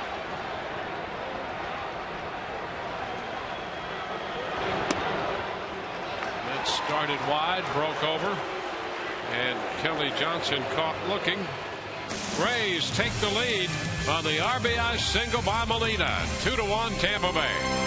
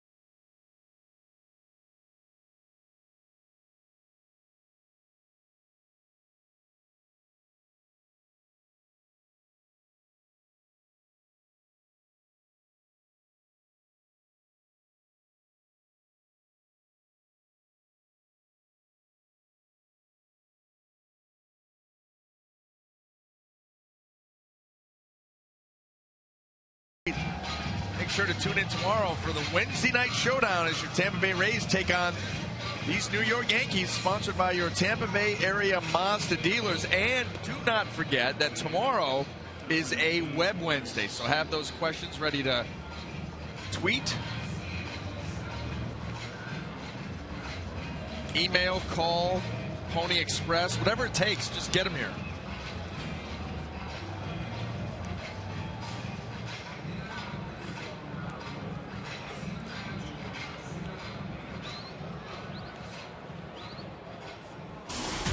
On to the 8th with Chris Stewart leading off here against David Price.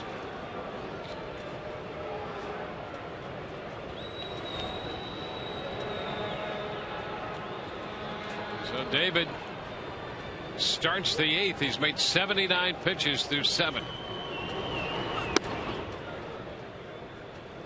1-0. You can tell that this is not the ordinary Yankee lineup when you make 79 pitches through 7 innings. I thought you were kidding. With New York across the chest. Pop right side. Ryan Roberts. 2 pitches and 1 out in the 8th. Guys, I can't stop thinking about what BA said in the inning pass on Jose Molina, talking about selection in these tight games, you know, and pitch location, and that he had him with sliders and he just chooses to throw a fastball. is surprising. There's an example of what you and I were talking, BA, is what selection you choose late in the game with a runner in scoring position. No, that's exactly right. And it wasn't even just the fastball. It was the fact that it was 3 in a row. That's true. We just got into talking about 2 punch outs on sliders down and away. First pitch of the at-bat, slider away, strike 1. And then heater for a base hit. Is that a, you know, Philip Hughes is a young kid. He's only 26. Chris Stewart is a young kid, too, actually. Who's calling that predominantly? Well, here's the deal. You can say, you know, coming from the bench, the catch. At the bottom line is the right of first refusal is out there on the mound. You have to take accountability for throwing the pitch. Out of the reach of Roberts and into right, a base hit. Suzuki is aboard. So you remember, at the end of the day, as a pitcher, it may have been strongly suggested from the catcher. He may have thrown down the fingers twice, but at the end of the day, if the pitch doesn't work out, it goes on your numbers. Your ERA goes up. You get a loss. The catcher doesn't. So the final say lies with the pitcher. And I think that what it was falling behind 2-1 in the count, and then all of a sudden not wanting to fall behind 3-1 with runners on first and second down at the bottom of the order, and thought, well, you know what, I can get this guy with a heater, and he left it right out over the plate. Cost you.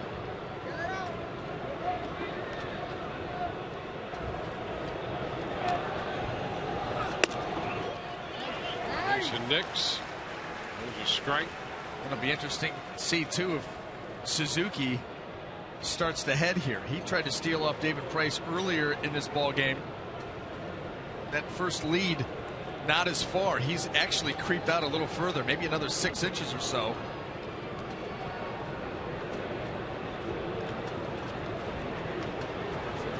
There he goes. Ball hit on the ground, going to sneak through the hole. Ichiro's going to go to third. The throw to third. He is safely in there. A quick turn by Longoria to keep an eye on Nix at first to keep him there. Well, you know what? That's just you watch these hitters all the time as a left-handed pitcher, and you start to measure their lead by the cut of the grass. And Ichiro Suzuki on the second one had gotten his lead out there a little bit longer. He's in motion, and Nix finds a hole. And that allows Suzuki to get all the way over to third base. That was a good read, too. He didn't go into his slide. That allowed him to beat the throw by Joyce.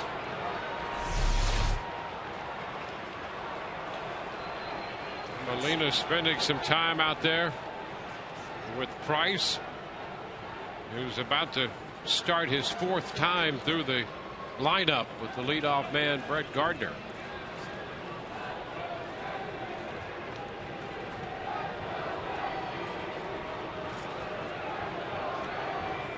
Back-to-back base hits from the 8 and 9 hitters, Suzuki and Nix.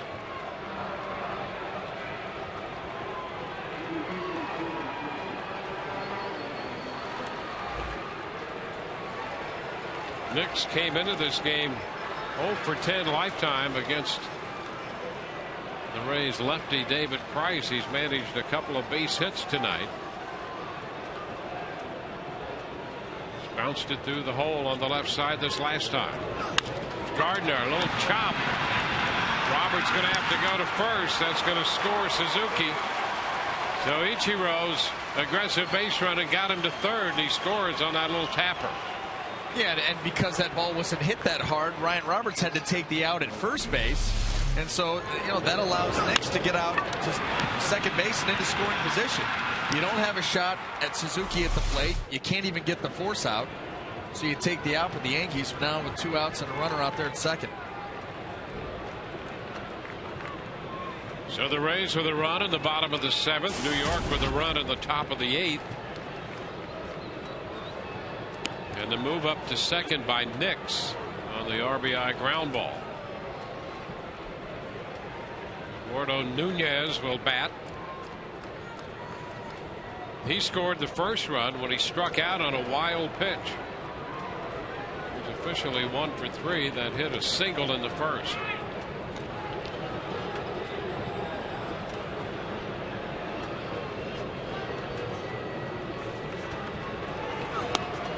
Pitch is up. And Nix left a little start off the bag at second.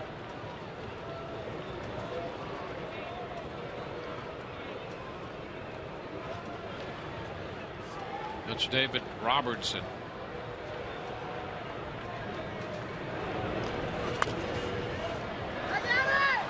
One and one. And guys. Yes, sir. Nunez, well, basically Cano plays protector here. Big and lefty, and I'm ready to go. And all he's doing is trying to create all fastballs for Eduardo Nunez, because what you don't want is Cano up to the plate first and second, 2 outs in a 2-2 game. So Nunez is just looking dead red right now. So far, he's seen a cutter and a change. And that one, fastball in. Off the plate. And to Orestes' point, you almost get the point that was a show fastball. Bust him in there, move his feet, and then come back with something off speed away.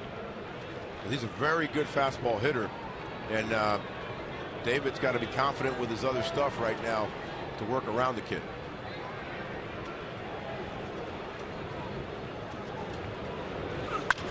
And a foul up the right side.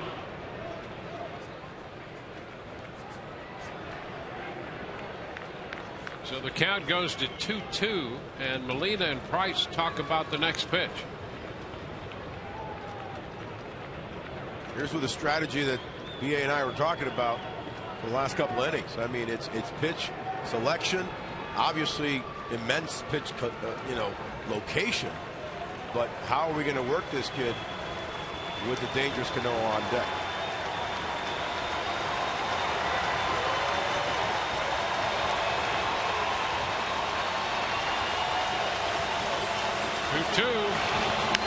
And a popper up the right side.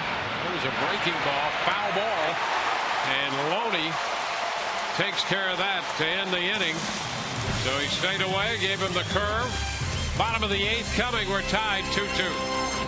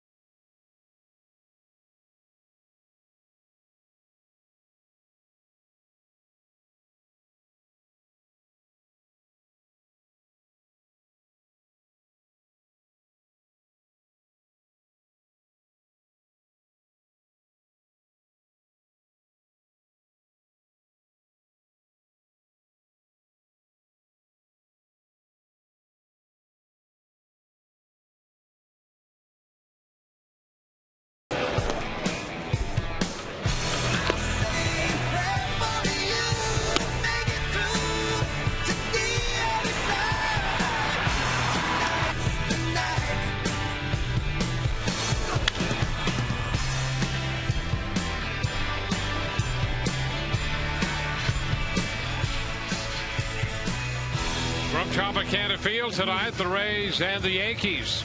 7.5 tied 2-2.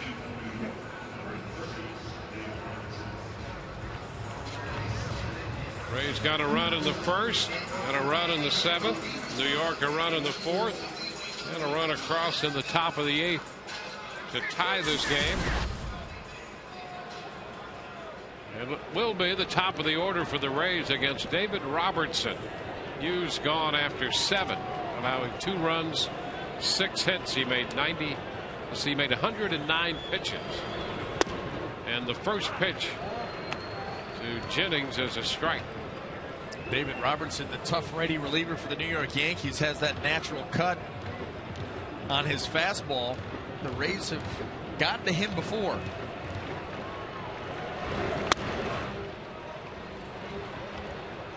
It's 1-1. This would be a nice answer here. Top of the order up, get some speed on the base paths. Try and work and get David Price a win. High foul. Ball hits the ring and deflects back into the stands.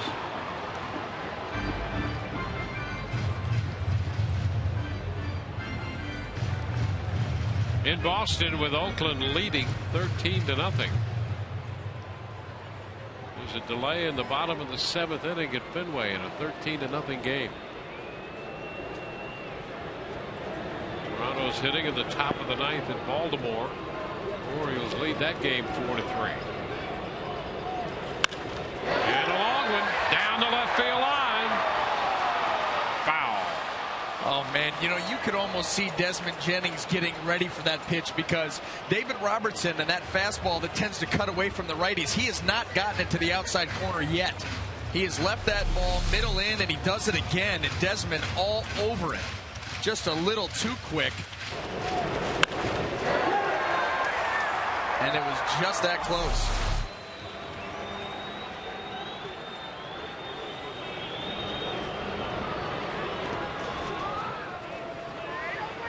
Two, breaking pitch. Plenty away.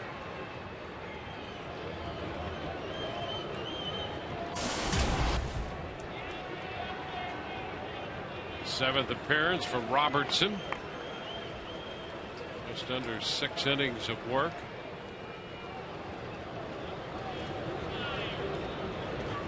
And Jennings could not hold up on the breaking pitch.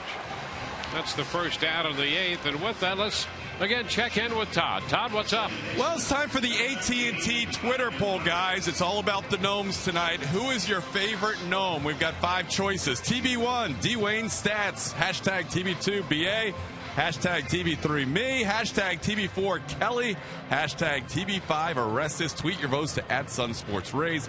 We'll have the results in the post-game shows. We'll also have BA's breakdown of David Price's performance, Joe Madden's press conference, and, of course, Kelly in the clubhouse with interviews. First Twitter poll I voted on this year, guys. Going with the Nash Gnome. Back to you.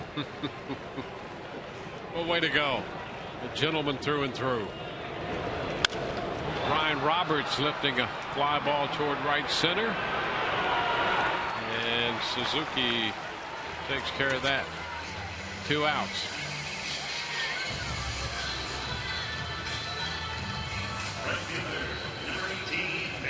Here's Ben Zobrist to face Robertson.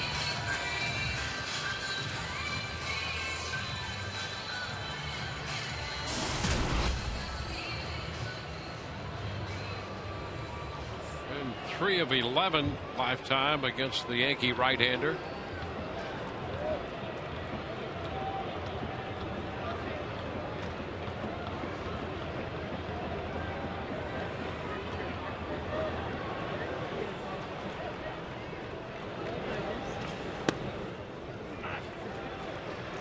Strike. Robertson was in 65 games last year for the Yankees.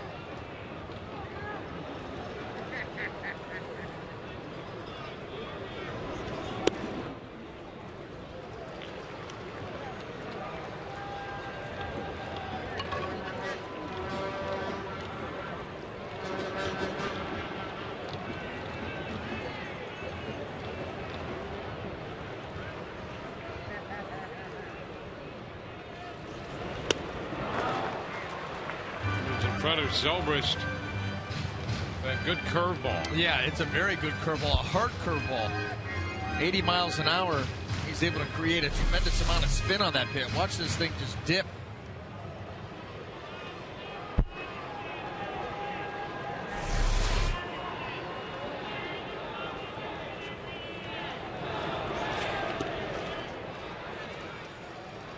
Take the count to 2-2.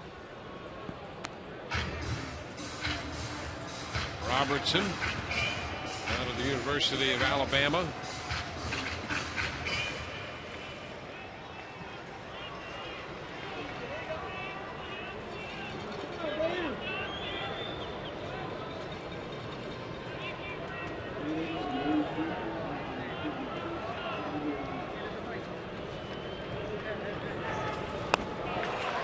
Zobrist missed the curveball. Two very good curveballs in that sequence. We go to the ninth, tied 2-2.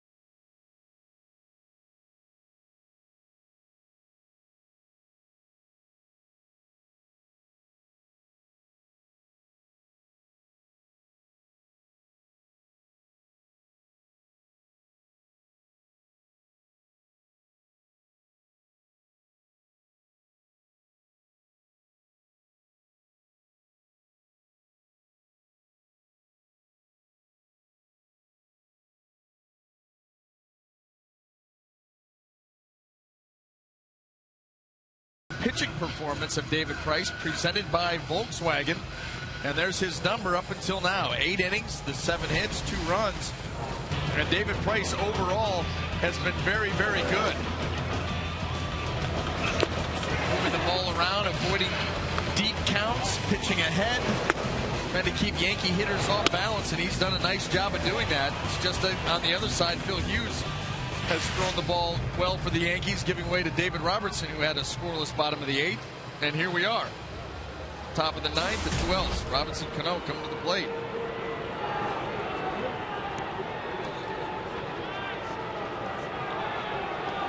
Well, Robinson Cano to lead off the 9th. Wells, Francisco to follow. Through 8, Price has made 92 pitches. And he starts the 9th in a tie game. First pitch. Fastball strike to Cano. David has pitched 9 innings 3 times in his career. All 3 have been complete game wins, and 2 of those shutouts. Starting the 9th tied tonight.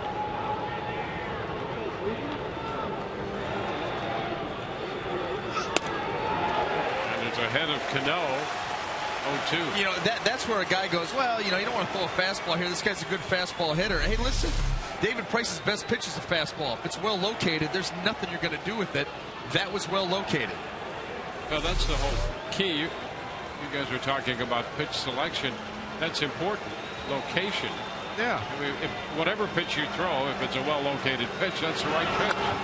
And how many pitching coaches I've had in my career, they would say, listen, just because a guy's a fastball hitter doesn't mean you don't throw him a fastball. If that was the case, you'd never throw a fastball. That's right. All these guys they don't get to the big leagues by not being able to hit the fastball. Some better than others, but you got to locate it. That's the difference at this level. That's right. And David Price in this at bat is locating very well to Robinson Cano.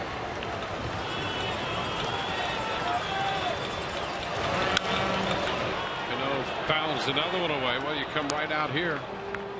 4 straight. Yep. And he's right on his spot. Those last 2 swings by Cano are just trying to stay alive. Those aren't drive the ball swings. Those are, let me just, it's close enough. I got to swing at it, and I hope to foul it off and live to fight another day.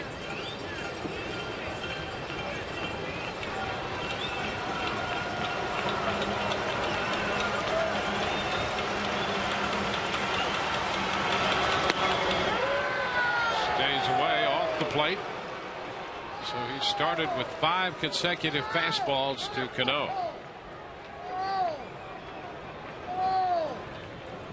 And another O. That was beautiful.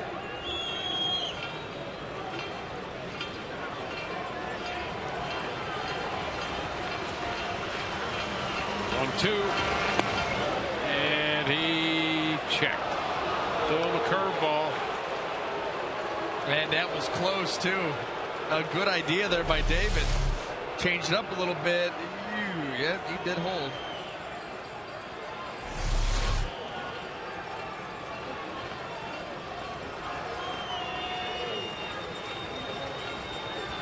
Two balls, 2 strikes. And a base hit shot through the left side. In between Escobar and Longoria. So he takes the fastball the other way. Leadoff single. Well, that's just a great job of hitting by Robinson Cano. Joe Madden comes out of the Rays dugout. Fernando Rodney's been up in the bullpen. And here's another look at Cano. Well, that had just enough height to it that Cano could just reach the bat out there and spank it the other way. Not a huge swing, but didn't need to be with 2 strikes. Well, David Price departs. 1 hitter into the 9th on the Metro PCS call to the bullpen.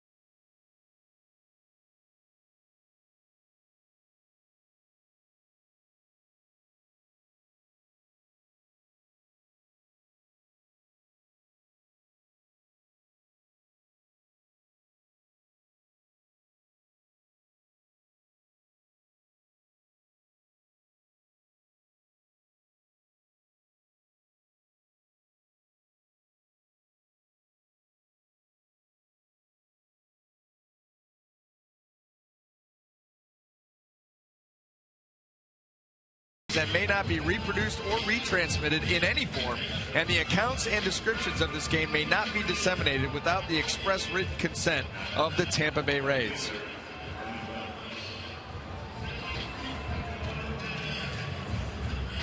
Fernando Rodney enters this game now as David Price departs. 8 innings plus 1 man in the 9th, and Rodney's on for the 7th time. Well, David departs without a chance to pick up a win, leaving in a tie game right now, and a runner on. First pitch to Vernon Wells is a strike.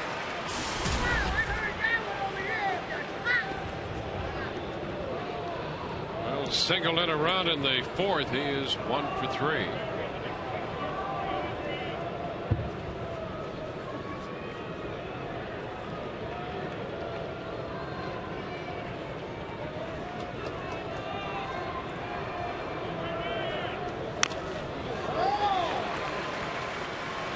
Fastball takes the count to 0-2. Travis Hafner has already moved into the on-deck circle. Ben Francisco is due, but there's Hafner.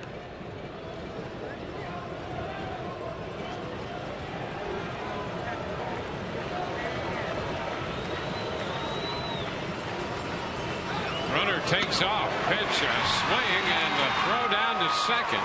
Safe there. Wells out on strikes, and Cano steals his way into scoring position. Big development here. Well, Cano got a very good jump. Fernando Rodney deliberate going to the plate, made a good pitch, picked up the strikeout, but Cano gets himself into scoring position.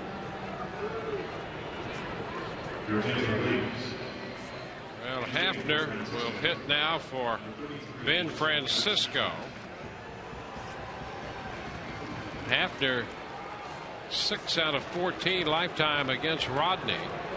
And with that big left-handed bat up there, first base open, the Rays will not pitch to him.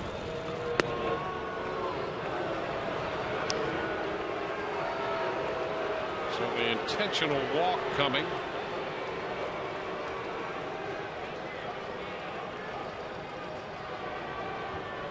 Hafner has given the Yankees a big lift. Mariano Rivera loosening in the bullpen.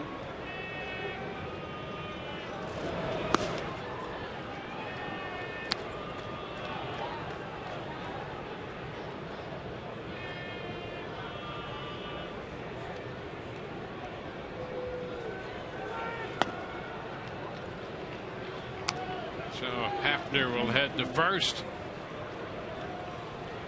Here's tomorrow's pitching matchup, brought to you by Chevron. Will be the final game of the series and the homestand. Andy Pettit pitching for New York, and Alex Cobb will be on the mound for the Rays.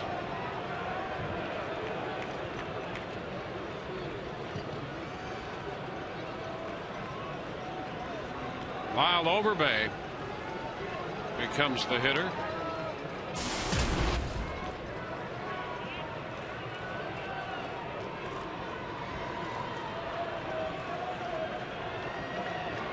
Two on, one out. Change up wide. Overbay had an 0 for 3 against Price. A couple of ground balls. One of those a double play ball.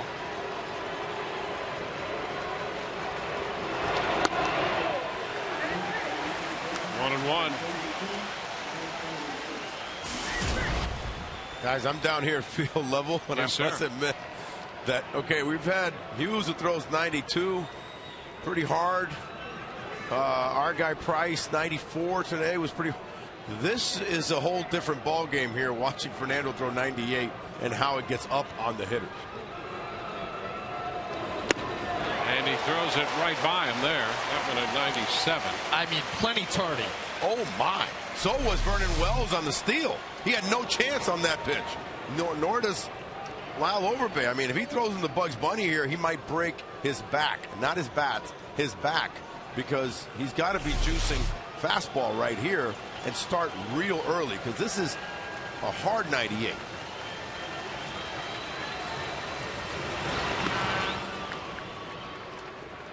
Two. But I say this, if he doesn't shorten down that swing, you can start as early as you want. You're not going to get there. Yeah, you're right. You're right. Yeah, I've been there with some guys that just throw so hard. And again, it might be redundant for people to hear when I say a hard 98. I've actually faced 98 that didn't seem that hard. It just was just kind of straight, and it was a lighter ball. This one is getting up on you and exploding and hard to pick up with all the kind of, jerky stuff that he does a little bit. Man, it's explosive. It just woke me up. I'm standing up. Two of those fastballs at 98, 97. Two changes. He's at 2-2 now. And Overbay takes it at 97 for ball 3. Well, if you can't hit it, don't swing at it and hope they call it a ball. That was my approach against Randy Johnson, usually. Foxtrot kind of liked that. Man, that was a good pitch. Yep. Oof. Yeah, right there at his knee. Now the 3-2. Just a little piece of the changeup. Foul ball. And another visit from Molina.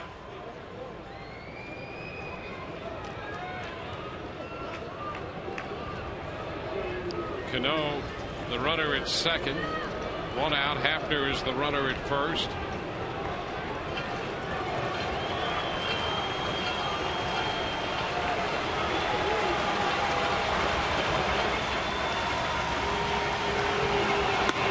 And a little high on that changeup, says Rob Drake. You know what? I didn't like Foxtrot's the fastball down. That looked to be down. I don't know about that pitch. That changeup looked like, I mean, Lyle Overbay's a big guy. This might have been at the top of the strike zone, but my goodness. I think Foxtrot needs to be adjusted. Doesn't look high there. No. So the Yankees have him loaded.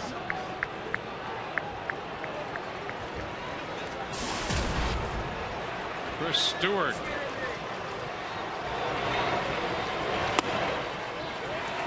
It's a strike.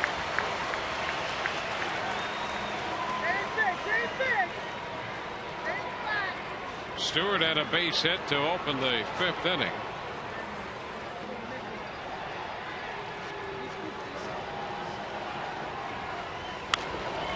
Looper, foul ball. Loney makes a great catch on that one. He wound up on his knees and then turned to look for Cano at third. So that's out number 2. Fine defensive play by James Loney. Now this ball kind of squeegeed out there by Stewart. James Loney going down, following that ball right into the glove, and then the presence of mind to pop up just in case Cano had any ideas of tagging at third. So it's going to come down now to Fernando Rodney against Ichiro Suzuki. Well, Ichiro Suzuki has such great bat control, some of the best hand-eye coordination you're ever going to come across. Great battle here. And a liner into center field, sinking, base hit. Knocked down by Jennings. 2 runs will score. And the Yankees take a 4-2 lead. Ichiro didn't hit it hard. A soft sinking liner in front of Jennings. And it's now 4-2 New York.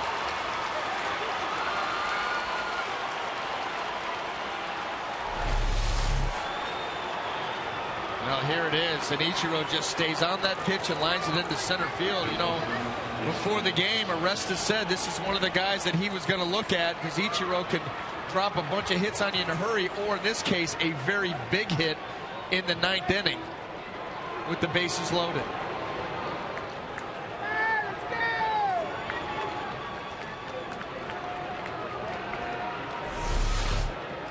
Overbay stopped at second. Ichiro has driven in 2.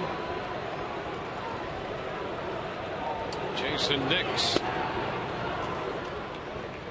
1-0. With those 2 hits he's had today, he's at 2,619 hits in his major league career. So obviously, you know, he knows how to get a knock, and he's very timely. He's not the same Ichiro he used to be, you know, of course, mainly because of the legs aren't there to beat out some hits, but still great hand-eye coordination. The best I've ever seen, including Gwynn, Mattingly, Boggs. I mean, those are Hall of Famers in my book, even though Mattingly may not get there. But I got the pleasure of playing against this guy my last year in Japan and getting to know him, and he's just something otherworldly.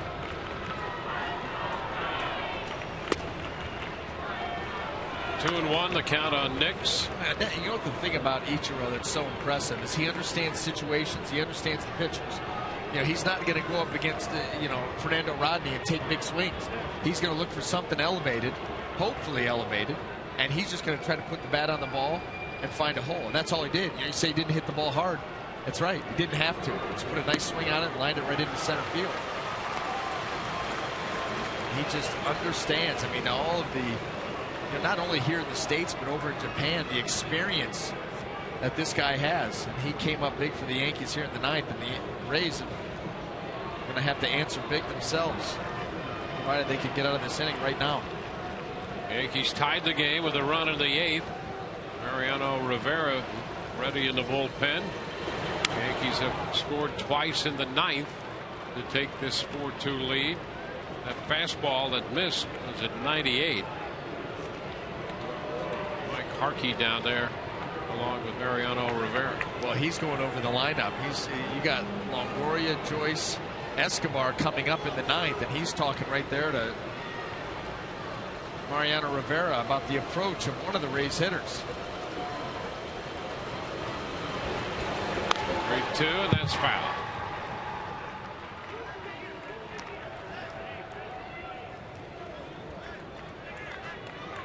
The Rays have action in the bullpen. Fernando Rodney has made 23 pitches. Cesar Ramos throwing up the right field line in the bullpen for the Rays.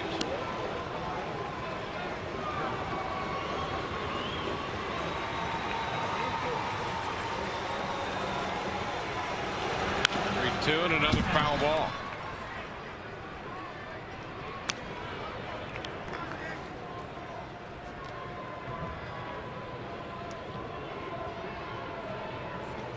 And that bat to Overbay was very costly, B.A. Yes. I mean, yeah, it was. It seemed like you had him. The low fastball. Yeah, I'll even agree with you on the changeup, but I thought the low fastball that was missed was a shame. But just not getting Overbay out of there was key. And strike three is called to retire the side. But the Yankees send 7 to the plate. They score 2 and leave 2. Mariano Rivera poised to enter. Evan Longoria will open the bottom of the ninth, so don't go anywhere. Longoria, Joyce, and Escobar do. Rays need 2.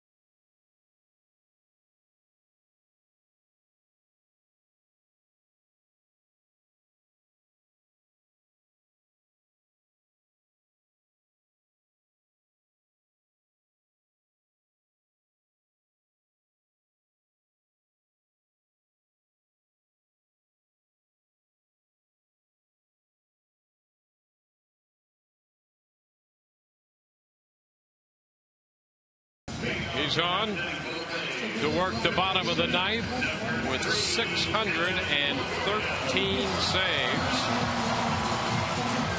Only Rivera and Trevor Hoffman above 600. Yeah, and look at the gap. And those two guys, and then it drops down to 478. Nothing to sniff at, but just in another stratosphere. And Rivera basically doing it his entire career with the cut fastball. Just absolutely devastating on both righties and lefties. And Evan Longoria steps in to face Rivera. First pitch swung on. High drive deep to left. And that baby's gone. Evan Longoria gets a run back.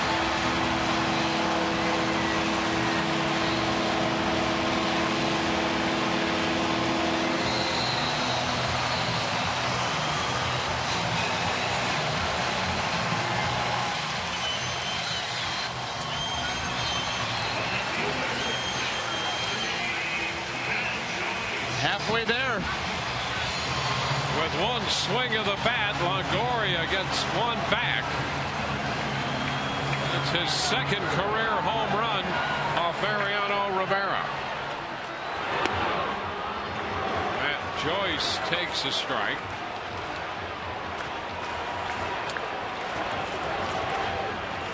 Well, there's a good start for the Rays. 1-1.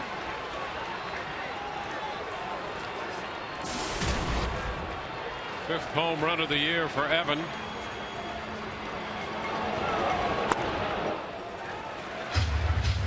Two and one.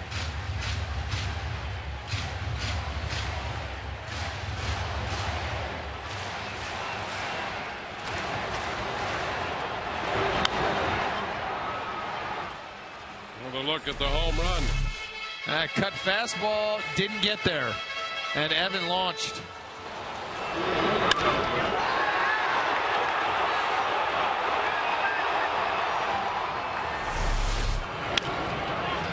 Tapper right side. Rivera is on his way to cover and takes the toss from Overbeck. Joyce is retired. The shortstop, number 11, Escobar. He's going to get Yunel Escobar up there.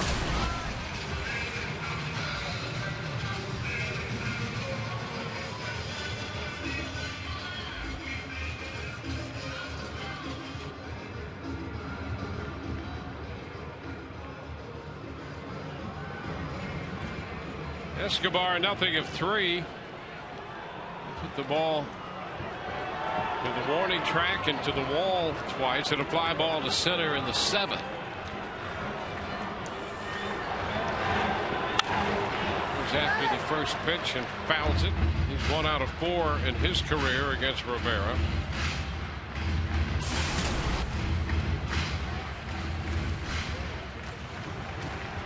Rays down to their final 2 outs, and they're down by 1 run.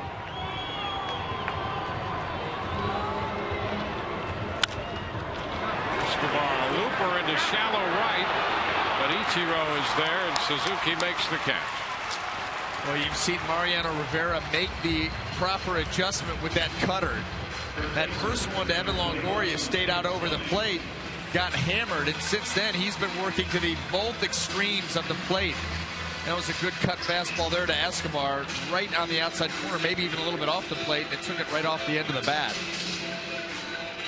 Watch this thing just work its way. Actually, yeah, right on the corner. Well located.